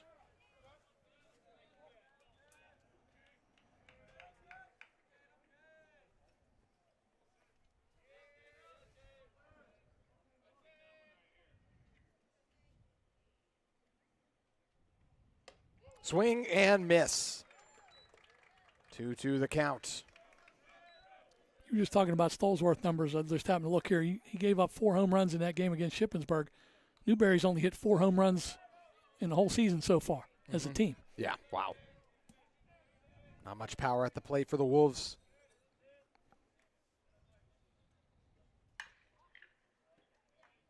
Now they're set into foul territory. Catawba in command early. Not an ideal road trip. Off to UVA Wise last week. Trying to bounce back against the Wolves and finish out a series as well, too, Ken. It's been a far too frequent thing Catawba's had where they will lose. They'll win the series, but they'll just drop a game in disappointing fashion. Line drive will land in left field. Nice hit from Faircloth, who's breaking out of his slump. Yeah, it might help him break out. He kind of got that one off the fists a little bit, but looped it out into left center field for the base hit. So that might get him going a little bit. And now Osborne comes up. Yeah, Keeler Osborne now up here. Struck out the last time we saw him.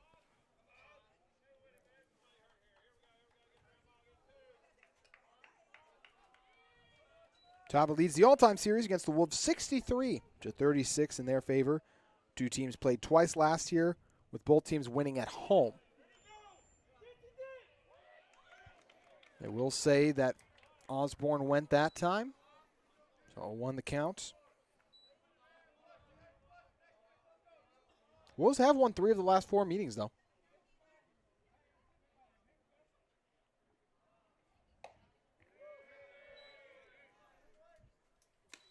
Yeah, they were 2 very competitive games last year, hard-fought games. Newberry won the one at their place, 9-7. Catawba won the one at theirs, 6-5.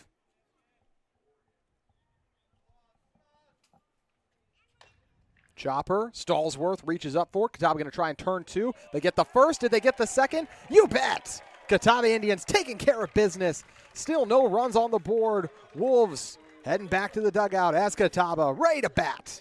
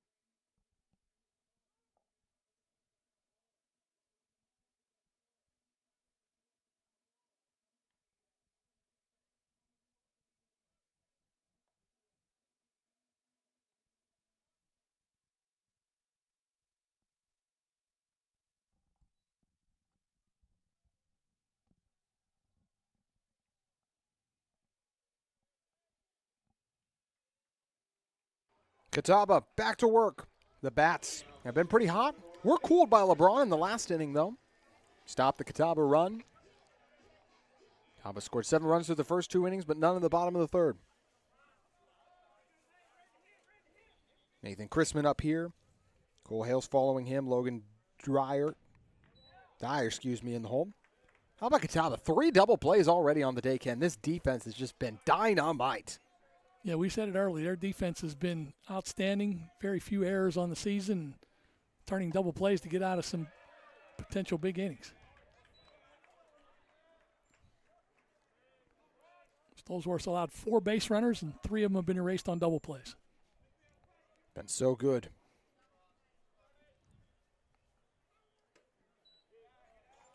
Chrisman batting for the 3rd time was hit by a pitch in his most recent plate appearance. Before that, launched a line drive into left field. 2-1 the count here.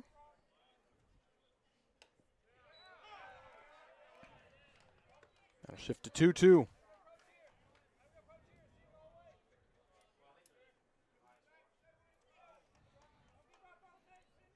Chrisman been a strong addition to Catawba. You know, speaking of that Catawba defense, as the ball comes through there, you want to talk about really stout and steady play at the shortstop spot. Levi Perrell was phenomenal last year, and Chrisman has picked up where he left off. Yeah, no drop off on the defensive end for sure, and Chrisman's bat's coming alive too. Takes that one inside, so yet another walk from LeBron. And you compared players. Perrell had an outstanding offensive season last season, but it took him a while to build into that. He didn't do that just walking onto the field here at Catawba. And Chrisman didn't get a lot of at-bats at East Carolina, so he's getting some at-bats here. He'll continue to come on as the season goes on, and probably next year as a senior, look out.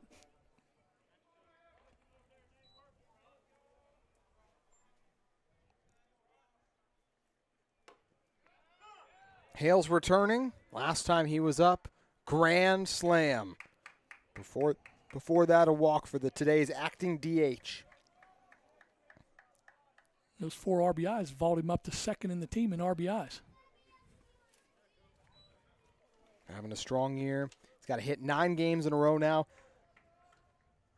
I mean, he's on pace to shatter his stats from a season ago.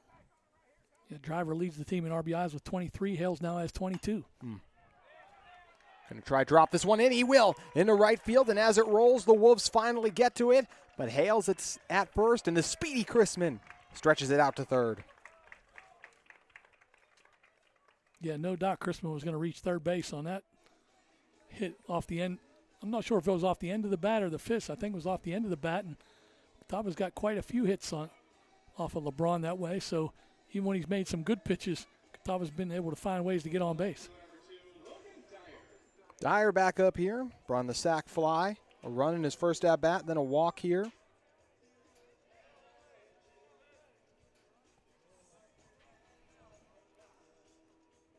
Talked about the Wolves, other ones warming up actively. What do you think went into the change for Coach Gann? I mean, Austin Fine struggling a little bit, like we said, but he's still a really good pitcher that Catawba obviously is one with a lot on the season. Do you think he just values the first game of the series that much? I know he puts a big value on winning that first game of the series and maybe just rewarding Stolzworth for his effort. And we'll vault you up into that number one starting position now. Dyer up high. Wolves will once again all chase it. It's the second we've kind of had drop in that area where you see first, second, and right field all try and close on it. Well, it all depends on that defensive alignment. In this case, you got the first baseman holding the runner.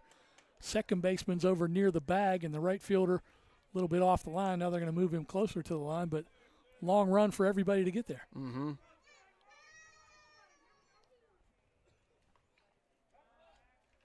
Two on for Catawba, no outs. Dyer looking to go to work here.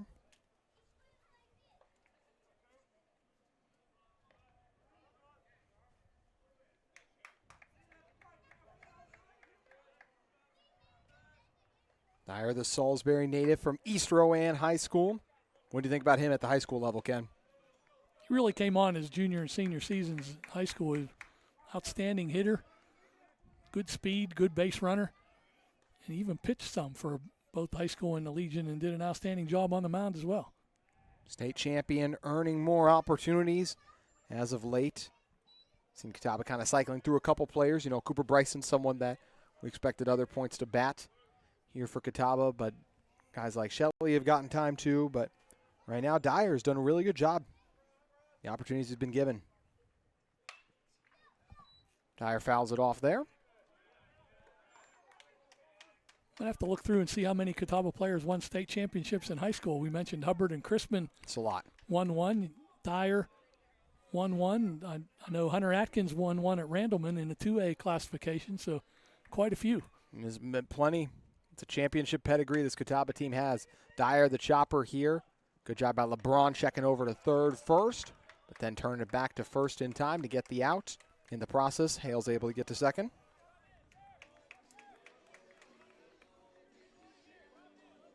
Yeah, LeBron did a great job there in fielding it and looking that runner back to third base. Don't let him get any kind of jump to try to score.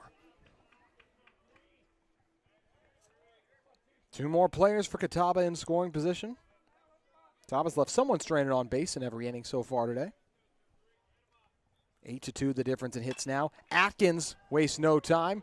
Drives this one back deep into right field and will reach the dirt in right field. Atkins settles in on second, fresh off not one but two RBIs for Catawba.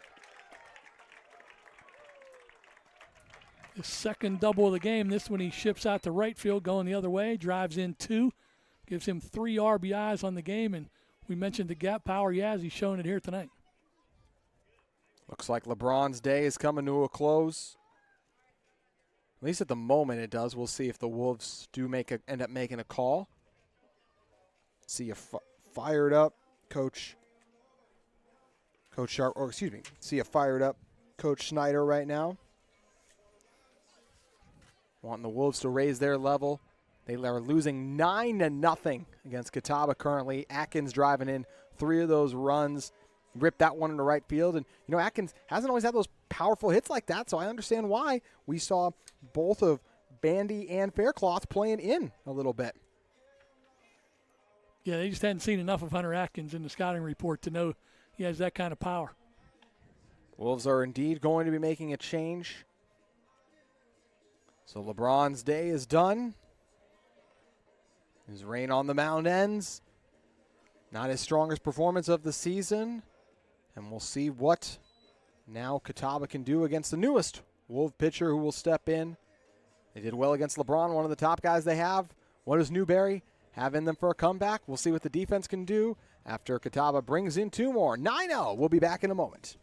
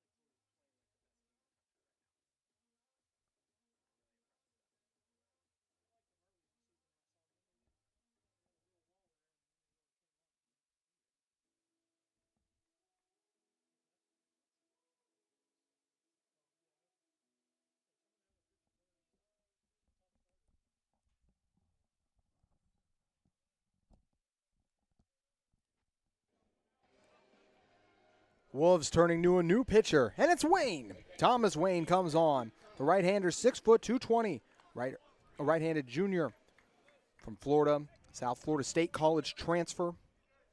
Wayne comes in as Catawba's swinging a hot bat, just the one out. Atkins is over on second. Conley up here. Popped out to short and struck out. So Conley kind of the one guy right now who's kind of looking to join the hitting party Catawba's throwing. He's the only guy that hasn't been on base so far for Catawba.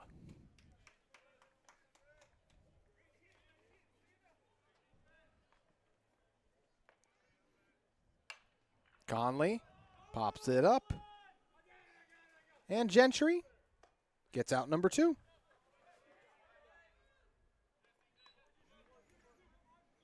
Conley will kick himself on that at bat. Wasn't very patient at the plate going after the first pitch on a new guy coming out of the bullpen. Maybe should have looked at a pitch or two, but saw one he liked and went after it. Didn't quite get it. Wayne does not have an ERA yet on the year because he's only made 2 appearances so far. He's 1 2 innings pitched, 2 hits, 2 strikeouts, 1 double. Faced a total of 7 batters. So make it 8 now. Ty Hubbard, last man in the order, back up. He's got a couple walks on the day, so speaking of someone who's been patient, we're expecting that out of Hubbard here.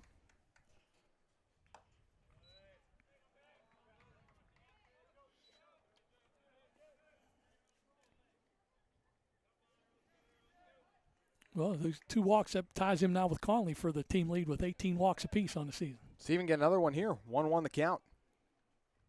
Atkins at second, draws the eye of Wayne for a moment. Hubbard thought about pulling on, but decided to not go too hard at it there.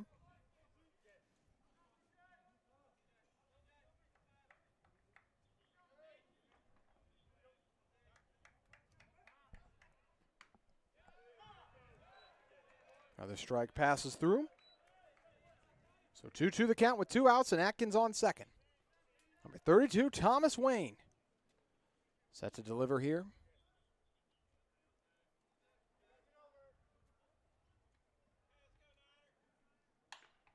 Hubbard into center field. And all over it is Faircloth. So once again, Catawba closes out an inning, but not the Catawba is closed out, but not before they added 2 more runs. 9-0 Catawba still thriving as we send it on to the 5th.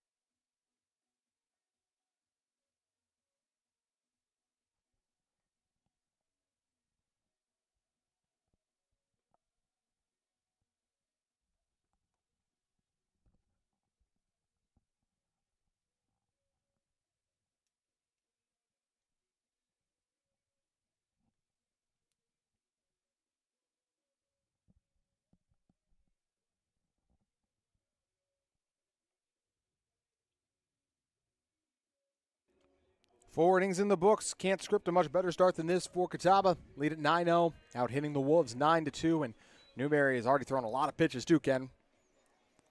Yeah, their starter, Ethan LeBron, threw 96 pitches before he left the game. With 1 out in the 4th inning, they brought Thomas Wayne in. 6 pitches he got out of that 4th inning. But 102 pitches, that's a lot of pitches through just 4 innings. It is. I mean, for comparison, Stallsworth easily under 50, right? No, he's actually at 63. Or 63. That's Yeah, why you were a math teacher, right? He had that tough 2nd inning where even though he struck out the 3 batters, he had 21 pitches that inning. You were a math teacher, right? Yeah. Yeah, I was not. And nowhere near in the math good student either. So, well, I'll leave the numbers to you, my friend. Oh, Stallsworth ended up grazing Wages there. Speaking of the difference, that's just the second time Wages has batted. He's the 5th guy in the order. Hubbard was retired there, but everyone for Catawba coming up starting with Dunlap will be on their 4th at-bat. And Wages didn't try to get out of the way of that one. In fact, he might have leaned into it a little bit. Smart veteran move there. Gentry struck out the last time he faced off against Stallsworth. 4 strikeouts on the day for Stallsworth. Back in the 2nd, he retired all 3 batters he faced for the Wolves with Ks. Normally, you'd think Wages might be running, but when you're down 9, you don't want to get erased on the base pass. That one squeezes away from Conley. Wolves call him back, though. Call back. Wages, that is.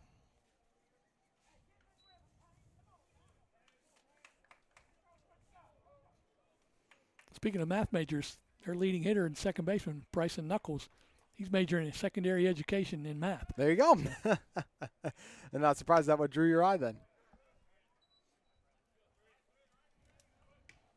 Gentry fouls it off there.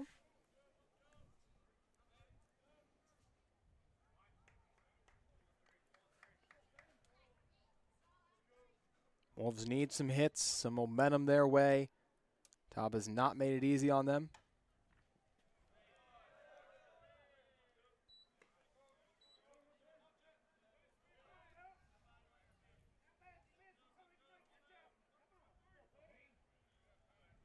Gentry, good game against USC Aiken earlier in the week. 3 hits in his 4 at-bats. Brought in a run. Prior to that, did not bat in the first few games and was 0 for 3 against LR, his previous appearance. Got 3 games on the year with multiple hits, 2 of them exceeding the 3-hit mark. Good thing that screen's high enough on this side. I thought I might have to save you on that one. It's coming right at us. And those ones, they do always, they come directly at us in the booth. We were off to the right up high, and they always do make us a little nervous. How about Stallsworth hit Wages with a pitch, and now he just walked Gentry. So Stallsworth's been so steady throughout the game. Now that we're here top of the 5th, we'll see if he can keep his poise. Well, if you follow the script, that means a double play's coming up. That's true. 3 already for Catawba on the day.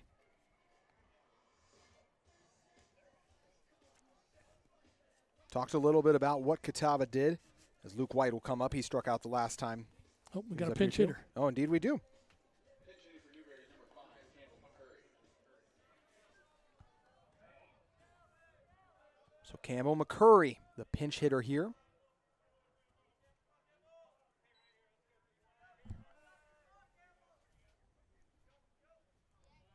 Stallsworth mindful of the 2 on base. McCurry trying to lay down the bunt. Sabatini, we referenced it a couple times now, but they did lose 12-2 in 7 innings last Friday. Wise scored 5 runs in the first inning. Catawba made it 7-2 after 4, but still lost and were out-hit 13-6 in the game.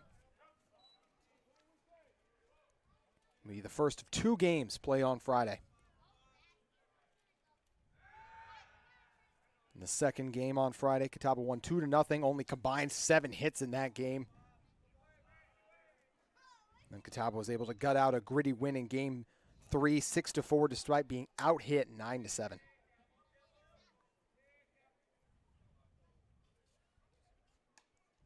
That ball gets away from Conley, and thus 2 Wolves in scoring position with no outs.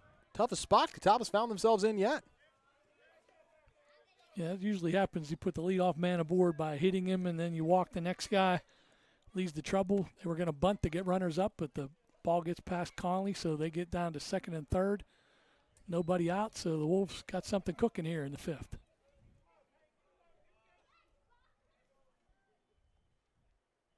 One the count. McCurry squeezes a grounder past Dunlap, and that's going to bring in both Wolves. So Newberry now with some life. Boy, McCurry didn't get that pitch all that well. It kind of cued it off the end of the bat. It kind of squibbed down the first baseline, and Dunlap was kind of playing over in the hole between 1st and 2nd. So it got down the line, and 2-runner score. Josh Bandy will come back up. Walked the last time we saw him. So Payne's perfect day won't be intact in terms of not allowing any runs at least. Already allowed a couple.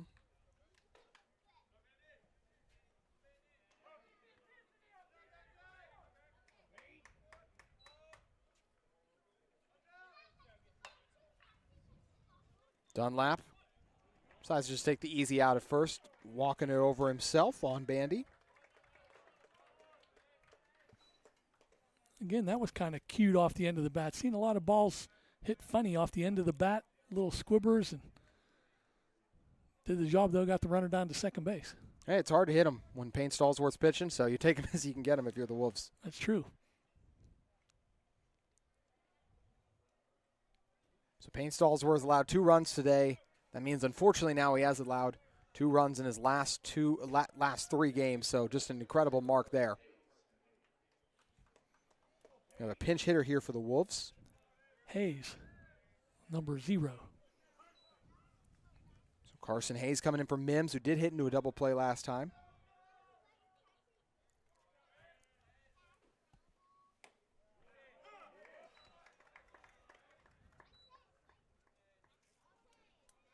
We're talking about region pitcher type of the year type numbers, Ken, as we were mentioning.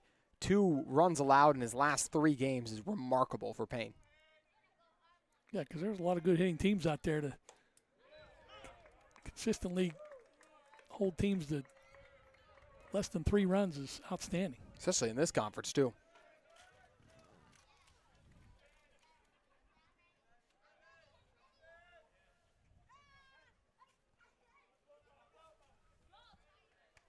Hayes, the junior from Lower Columbia College, a transfer. 5'9", 165 right-hander. Stallsworth, it gets away from him again. So just like that, he got the 1 out here, but another Wolf in prime scoring position on third.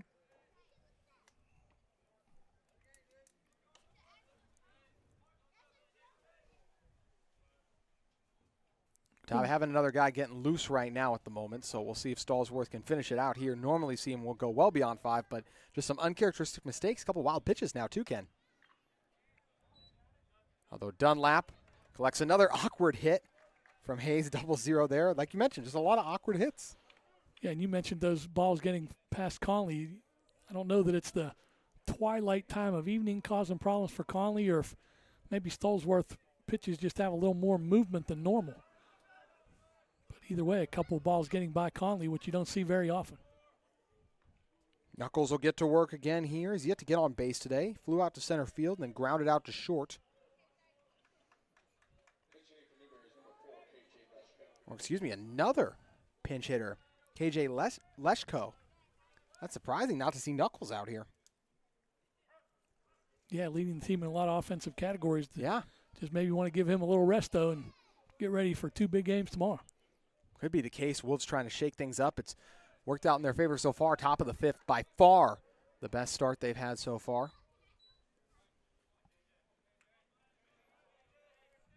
Of course, all the guys they're sending up the bat, they've played some this season, whether it's they've been in the lineup on a semi-regular basis or filling in for injuries, but guys that have seen some action.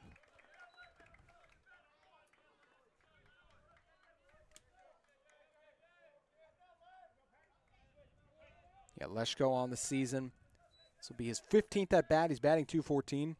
Only 3 hits so far, a couple RBIs. Chopper. Catawba's on top of it. Atkins, long throw on the money. So Catawba gives up 2 runs to the Wolves, but still leading 9-2. We'll see how they respond when we come back.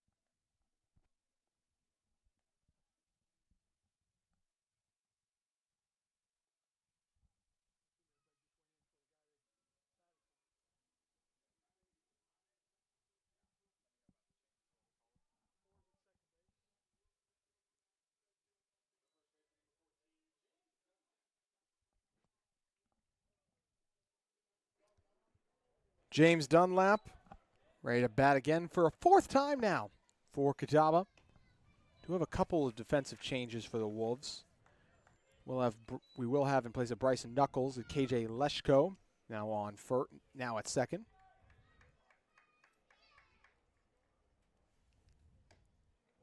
Dunlap's had a really good day so far. At least at the home. I mean, he had the home run. That's all it really takes. I mean, he did fly out to right field, center field sits, but obviously the big impression coming from the homer. We haven't seen Wayne get a lot of action on the year. Mentioned yet to build an ERA even. 3-0 the count here. A lot of balls heading the way of Dunlap. And a quick walk for the veteran.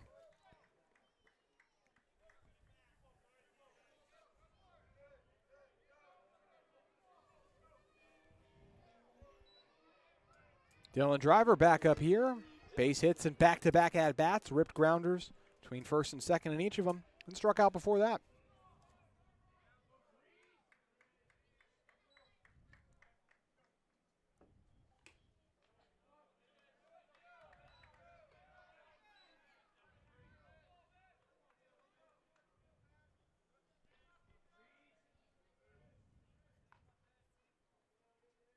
Wayne has delivered 5 consecutive balls now. Able to find the zone against Driver there.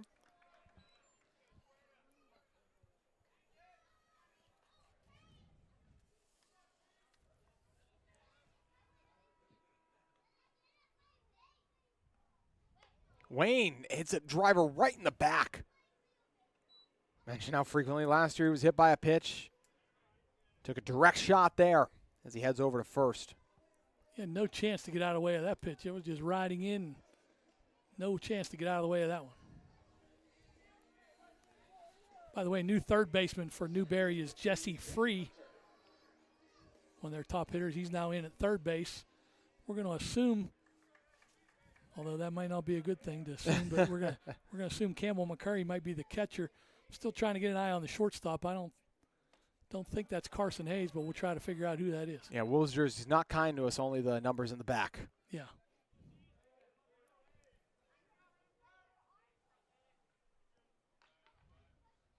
Two on for Catawba. Wolves do have another pitcher currently warming up.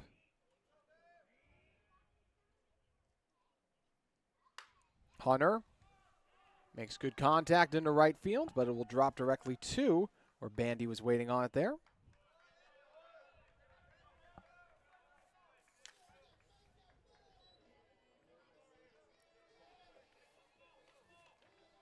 That is Carson Hayes still at shortstop. He fooled me. He's got 2 zeros on his jersey instead of just one. Yes, he does. So Nathan Chrisman now comes up for Catawba after the initial out there. Chrisman with a line drive into first at bat into left field, then hit by a pitch and walked. Trying to make it on base all 4 times. And as we mentioned, too, hasn't had a multi-hit game in a while. We'll see if this streak won't end here, as this one will end up past the wall in foul territory of Newman Park.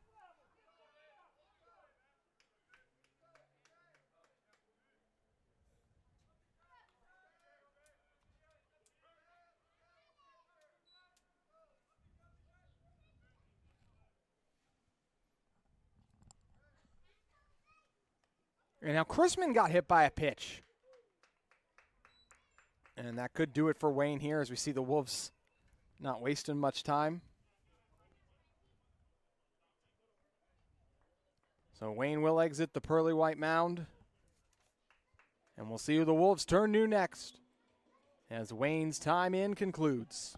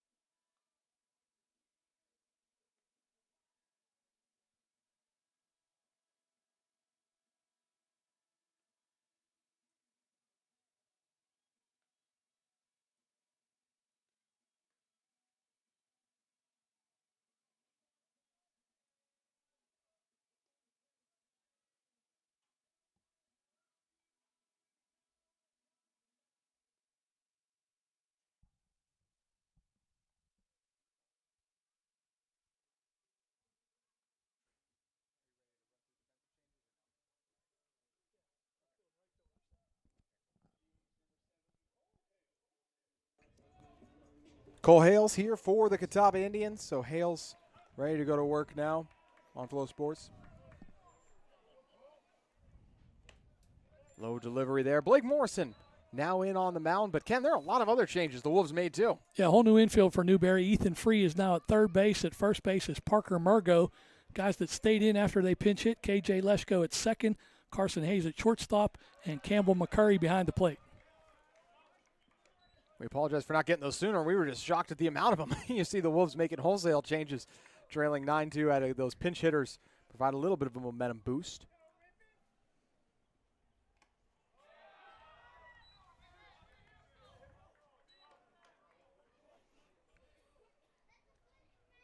And Chrisman got hit by a pitch in his last at-bat. In fact, Wayne hit 2 of the 3 batters he faced in this inning with a pitch. Actually, and the walk as well on Dunlap. Got Hunter to fly out to right field, but that was it. Hales is up here. Drove one to center last time we saw him. A grand slam prior to that. He's got a chance for a second grand slam here. Yes, he does. Morrison, 7.45 the ERA, his 6th appearance on the year, 9-2 innings pitched. Allowed 11 hits, 10 runs, 8 of which were earned, 10 walks to 10 strikeouts. And just the 1 out. Full count here, facing off against Hales. Hales fouls it back. That'll send a scrambling to the record books if he gets 2 grand slams in the same game. Yes, it will.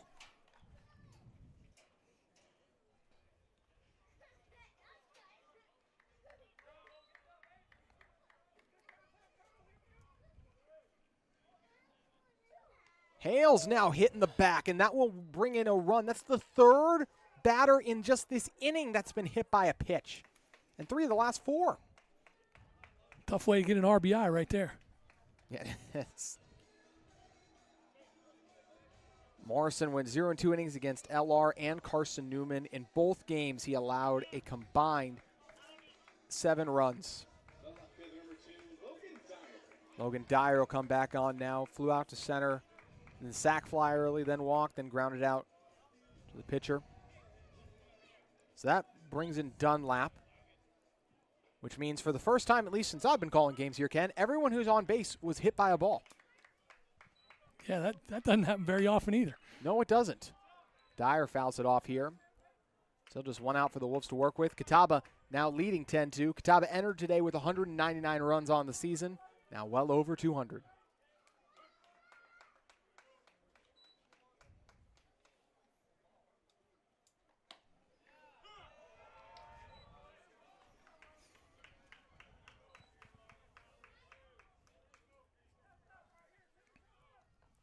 Catawba scored 3 runs in the bottom of the first. Dunlap with the solo shot, the highlight. Then you had the Hales grand slam. Dyer chops it here. It's misplayed by the Wolves, and the bases will remain loaded, plus the RBI off the air. He will get an RBI because the only play was going to be to first base. Runner was going to score anyway. So even though it ruled in air, he still gets an RBI.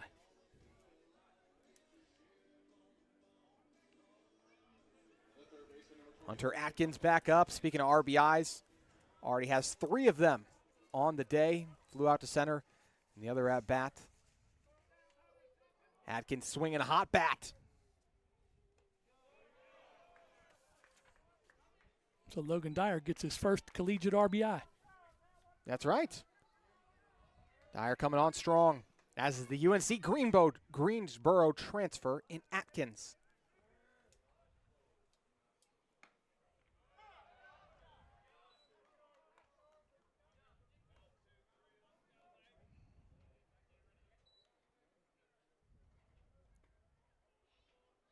One the count.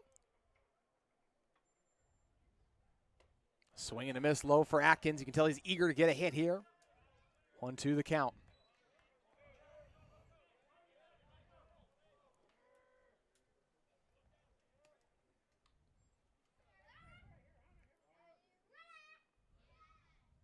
Atkins makes strong contact and will split the gap, and that will be problematic for Newberry as 2 more Catawba runs come home. That gives Atkins 5 RBIs on the night. Quite a night for Hunter Atkins, getting the start at third base. A pair of doubles and now a single. 5 RBIs. Catawba now leads it 13-2. What a performance by Catawba on this evening. Matthew Conley's been struggling a little bit, so Catawba's DH from a season ago, Cooper Bryson, going to get a chance here.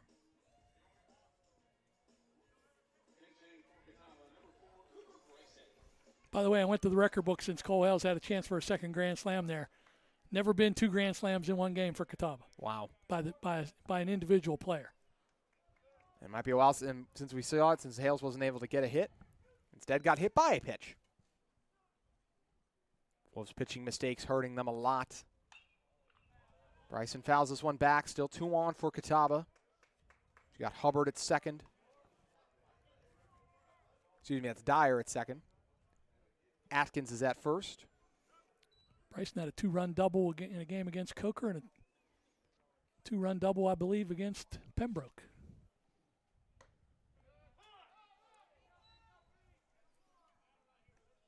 Bryson did see some action, as you mentioned, against Pembroke, where he was performed pretty well. Second game against UVI's 4 at-bats, did have the 1 hit. Ended up being a double.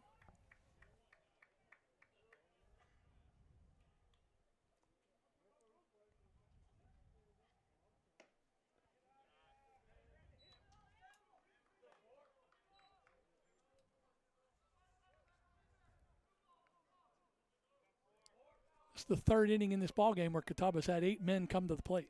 Wow. Just been that type of offensive output by Catawba.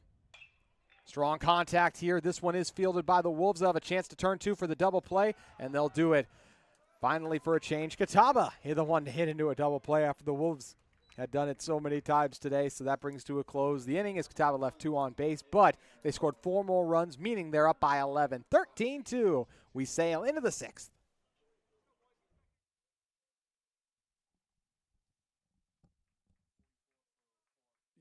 Cam Burleson to catch it. Baseball softball has made its way back to Salisbury. And this season we're teaming up with Midwest Car Wash,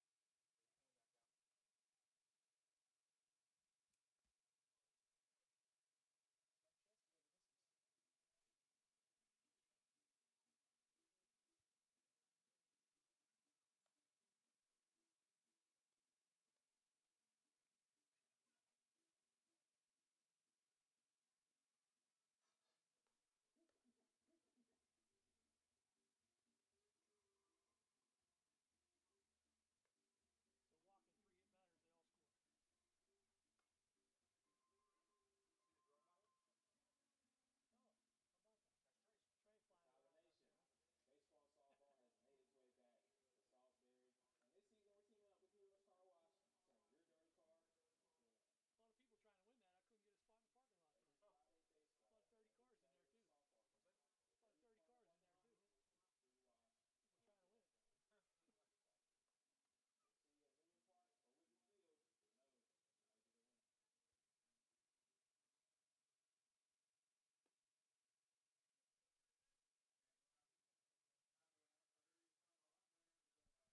car for free. A lot of people trying to win that. I couldn't get a spot in the parking lot tonight. Friday baseball. A lot of 30 cars in there, too. Softball. A lot of 30 cars in there, too. Free wash. People trying to win it. See you at Newberry Park or Wickett Field. You'll know how to get a win. Thirteen to 2, Catawba, a lofty lead here on a Friday. A beautiful one in Salisbury, North Carolina. Stallsworth did come back out. Catawba had other guys warming up, but they will let Stallsworth's reign on the mound continue. Had a lot of new pitchers throughout today for the Wolves. I'm going to assume, I didn't see his number coming to the plate, but I'm going to assume that's new 3rd baseman Jesse Free at the plate. Free, someone who you mentioned has been a very strong hitter for the Wolves so far. It does look like it is Free here. So Jess Free now on, the senior from South Carolina. 3rd on the team in hits with 28. There's actually a 3-way tie for 28 between Free, Wages, and Faircloth. He's got 5 RBIs on the season, 11 walks, 7 strikeouts, batting .354. 2-1 the count.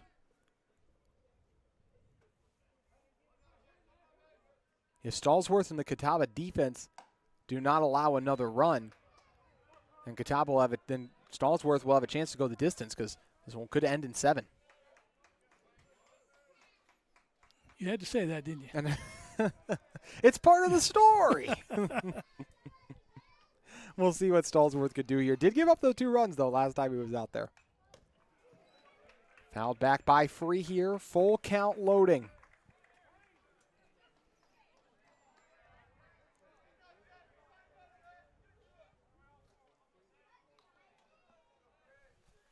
'19th ranked team in the country looking for win number 21. Trying to get their 10th win at home on the year and their 12th sack win. Swing and miss. 5 strikeouts for Stallsworth. He was blowing smoke on that one. He blew that fastball right by Jesse Free. Yes, he did. Blowing smoke, one of our strikeout sponsors here.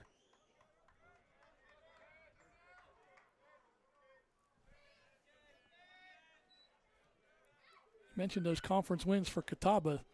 I think they've now won 13 consecutive South Atlantic Conference series. You're right.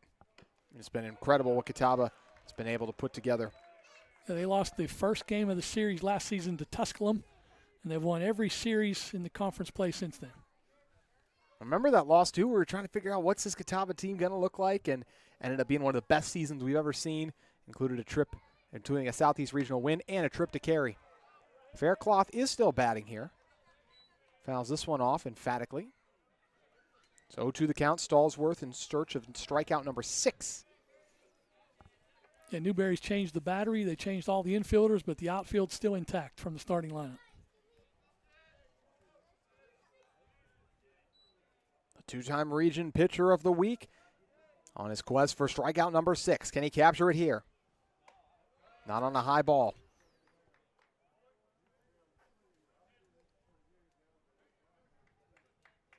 Four games with 5 or more strikeouts on the season entering today. Now has 5 such outings.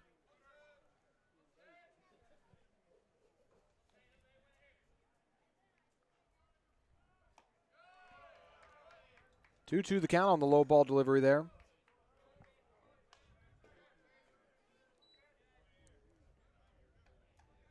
Like you mentioned, Ken, this is a Catawba team in March, April territories when we saw them kind of hit their stride last year.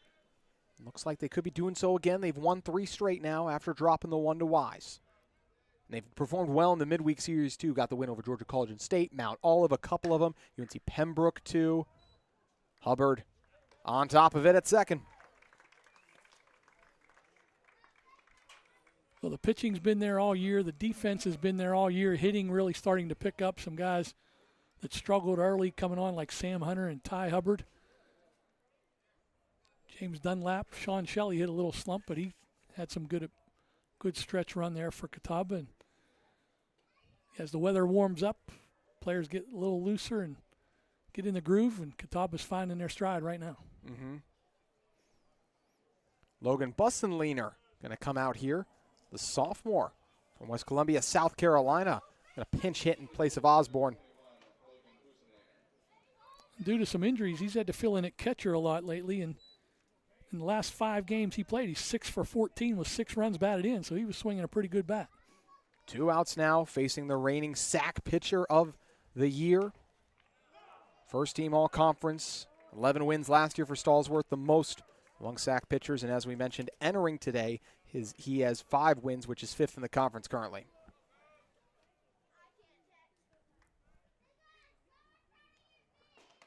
Swing and a miss, so Stallsworth ahead in the count yet again. He's really had him off stride, so I'd look for maybe another breaking ball away and see if he chases it.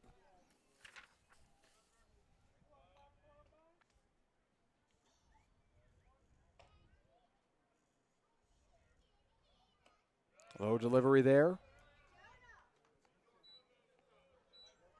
Logan Bussenleiner Looking to extend the top of the 6th. Wolves trail by 11, 13-2, being out hit 10-3. They also have the lone error of the game.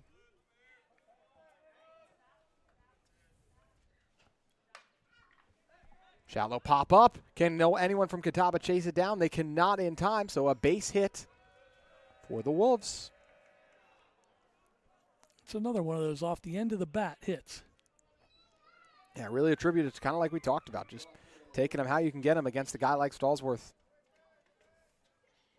Only allowed 2 hits last week. Now up to 4 today. Still just incredible numbers, though. Even when I read it, right? What a disappointment. Oh, 4 hits. Yeah, and that one was a bleeder. Bob Prince would have said, call timeout and wipe the blood off of that ball. Yeah. So Wilson Wages still batting here. Was hit by a pitch last time we saw him. Well hit ground ball, and is that bat before that too?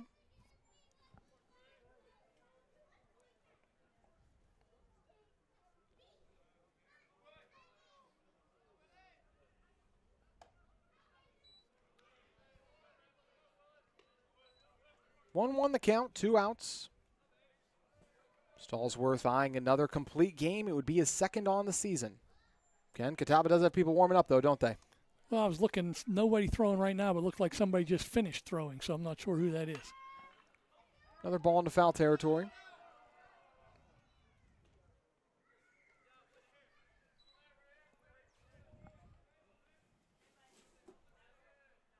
Mentioned the game Catawba had against Mount Olive earlier in the week.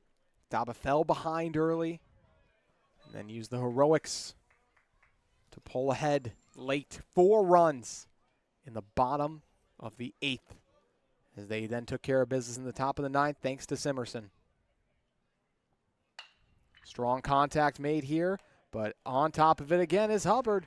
And Stallsworth and the Catawba defense continue their strong play. Potentially one of their final opportunities to add runs on the day when we come back.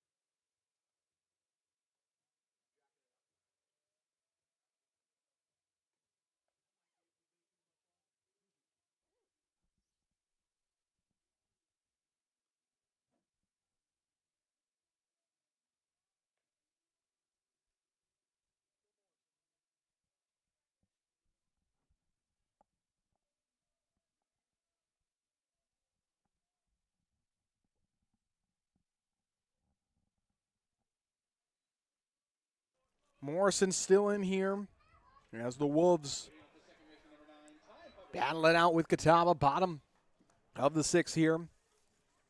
Hubbard ready to return to work. Flew out to center field the last time we saw him. Before that, a couple of walks. You know, Coach Gant's encouraged by what he saw from his team.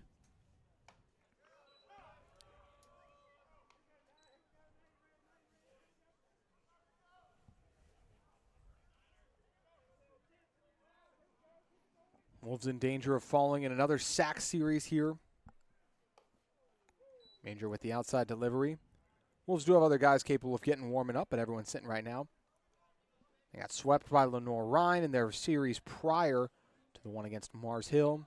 Also lost the series to Limestone, Carson Newman, Last series win they did get against Tusculum. Lost the first game, but won the latter two. They're nearly 2 months into baseball season now, Ken. You know, looking back, Wolves played their first game January 31st. As for Catawba, their first one was on January 31st too. High delivery nearly hit Hubbard there. Yeah, Division II baseball gets a pretty early start, a couple weeks ahead of the Division I guys. That's because the postseason comes around a little quicker. Full count. Hubbard earns his 3rd walk of the day. The veteran with the wise eye. Vaults him into the team lead now. 19 walks on the season, 1 ahead of Matthew Conley.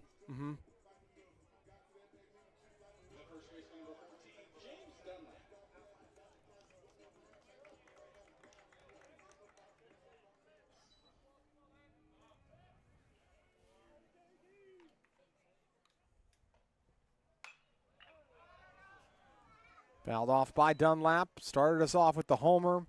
Flew out to right field and center field. It was Dunlap who had the homer for the initial run for Catawba. Then Dyer had the fly out to center field for the sac fly.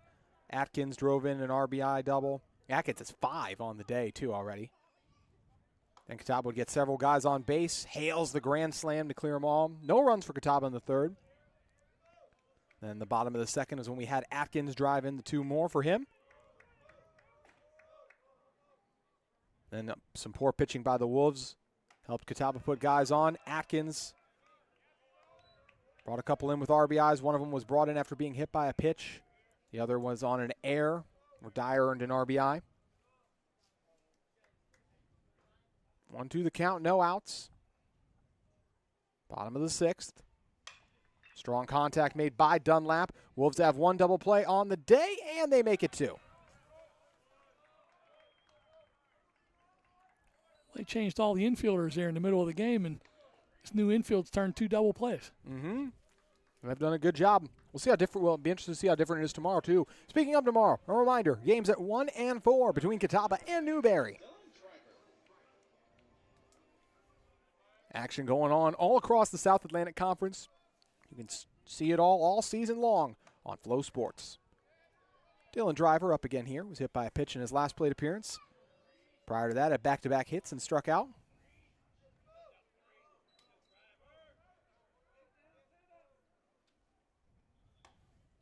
Interesting looking at the SAC standings this year, Ken. You got Carson Newman on top right now, 10-2 on the season, 20-6 overall. Lenore Ryan 9-3, 21-4. Catawba is then at 11-4, strong record, but those 4 losses what lowers them.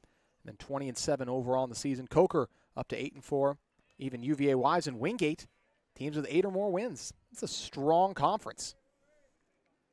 You still didn't get to LMU, the team that was in the championship series last year. They're struggling around the 500 mark. Yes, they are. In conference play, but don't count them out just yet either.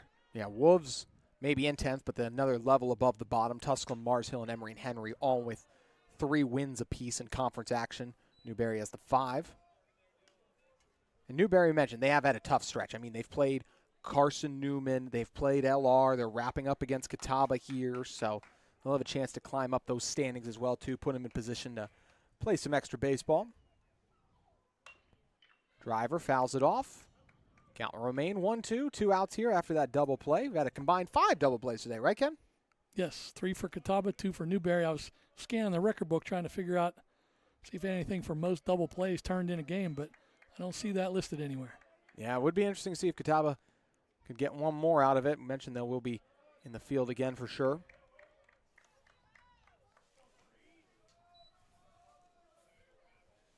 See as well if Catawba lets Stallsworth try and conclude the action. Major was warming up. Braden Major, that is. Did compete earlier in the week. Driver will foul it off yet again. How about 4 players today for today Catawba hit by a pitch, including, I forgot, Chrisman. The last time he was hit by one, that was his 2nd on the game.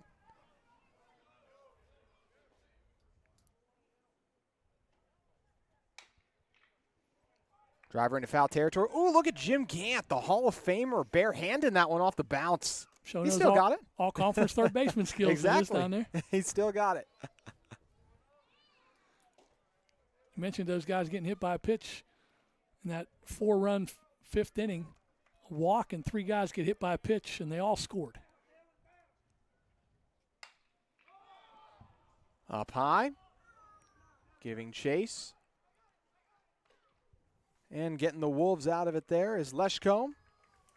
So driver pops out for just the second time today. Catawba didn't score any runs in an inning. We head into the 7th. The 11-run lead for Catawba. We'll see if they close it out or if we will instead have the Wolves continuing to battle on.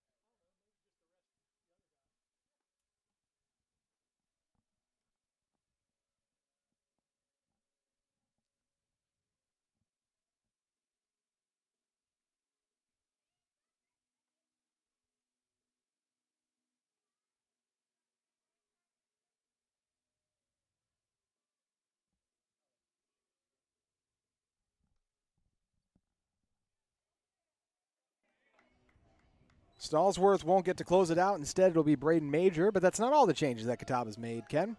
A couple defensive changes in the outfield for Catawba. Caleb Gant takes over for Logan Dyer in left field, and Parker Staborski taking over for Sam Hunter in center field. Staborski gives his team good speed. I've seen him sub into center quite frequently on the year.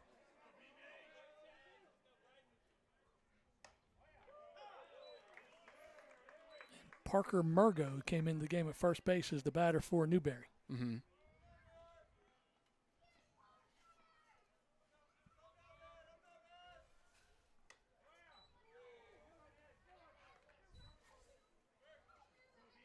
So Major looking to close things out for Catawba.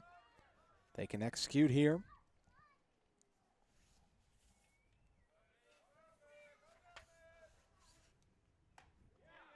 Parker Murgo. 1-1 in the count after a Major strike delivery from Major. The junior, 5'11", 170 from Mooresville, North Carolina, a Bluefield State transfer. We actually saw him earlier in the week a little bit.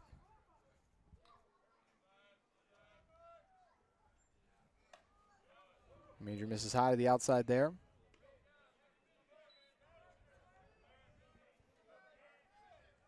Went an inning against Mount Olive. Allowed just 1 hit and got Catawba out of it. Did have a 4 strikeout game back against Mount Olive at the Trojans earlier in the season. 2-2 the count here.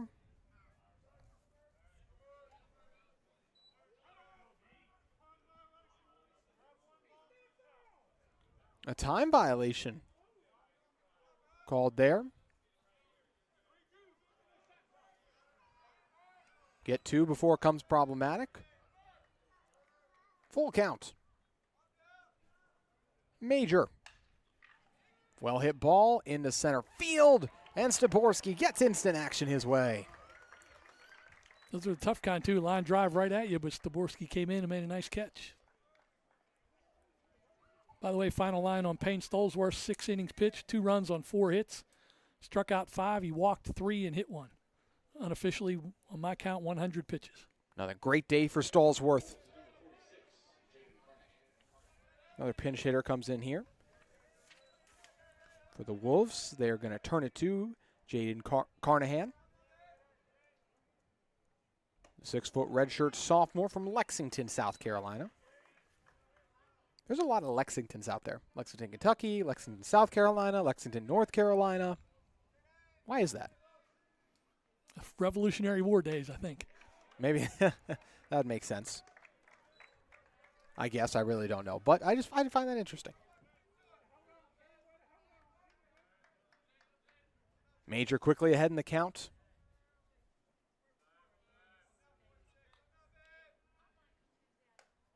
Ooh, nearly strike three. Just missed the zone there, Ken. That was a pretty good pitch. Tough one to take there, but must just been a little high or slightly outside.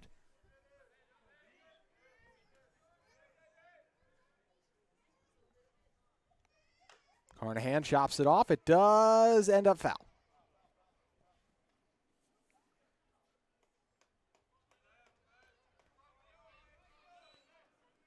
It's one of the interesting things about an artificial turf field. You don't have any dirt buildup or any landscaping taking place, so it's always going to be a true roll. You're not going to get a kick one way or the other. Very true.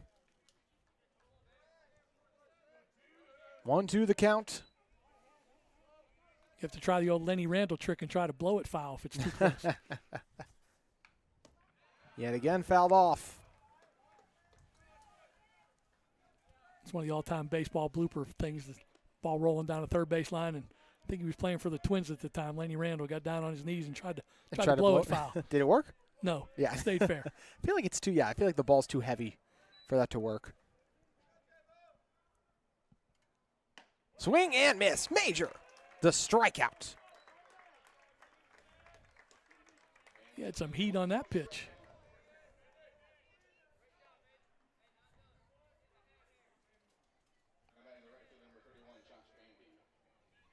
So Bandy back up here, walked, and then grounded out to first. This one looks like it could be winding down. Wolves trailing by 11 in the top of the seventh here against Catawba.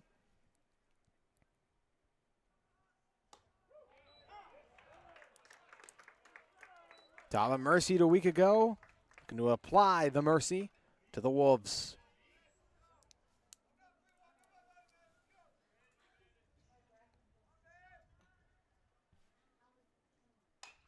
The chopper. Atkins closes in on it, and Dunlap has it. Fitting that one of Catawba's top players on the day, Atkins, the 5 RBI man himself, finishes off Newberry. The Friday nightcap, 13-2. Catawba takes it.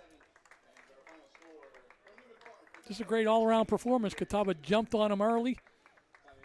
Ethan LeBron struggling on the mound. Catawba took advantage of his mistakes. Mentioned the 5 RBIs from Atkins. Cole Hale's a grand slam. Catawba turned 3 double plays behind a good pitching effort from Stolesworth. It adds up to the big 13-2 win. Big 13-2 win indeed. As we mentioned last week, Catawba struggled in the opening game Friday evening, got mercied at UVA-wise. Instead, they were able to apply the mercy to Newberry. You mentioned Atkins. Dunlap got it started with the home run, grand slam. Then later on for Hales, too.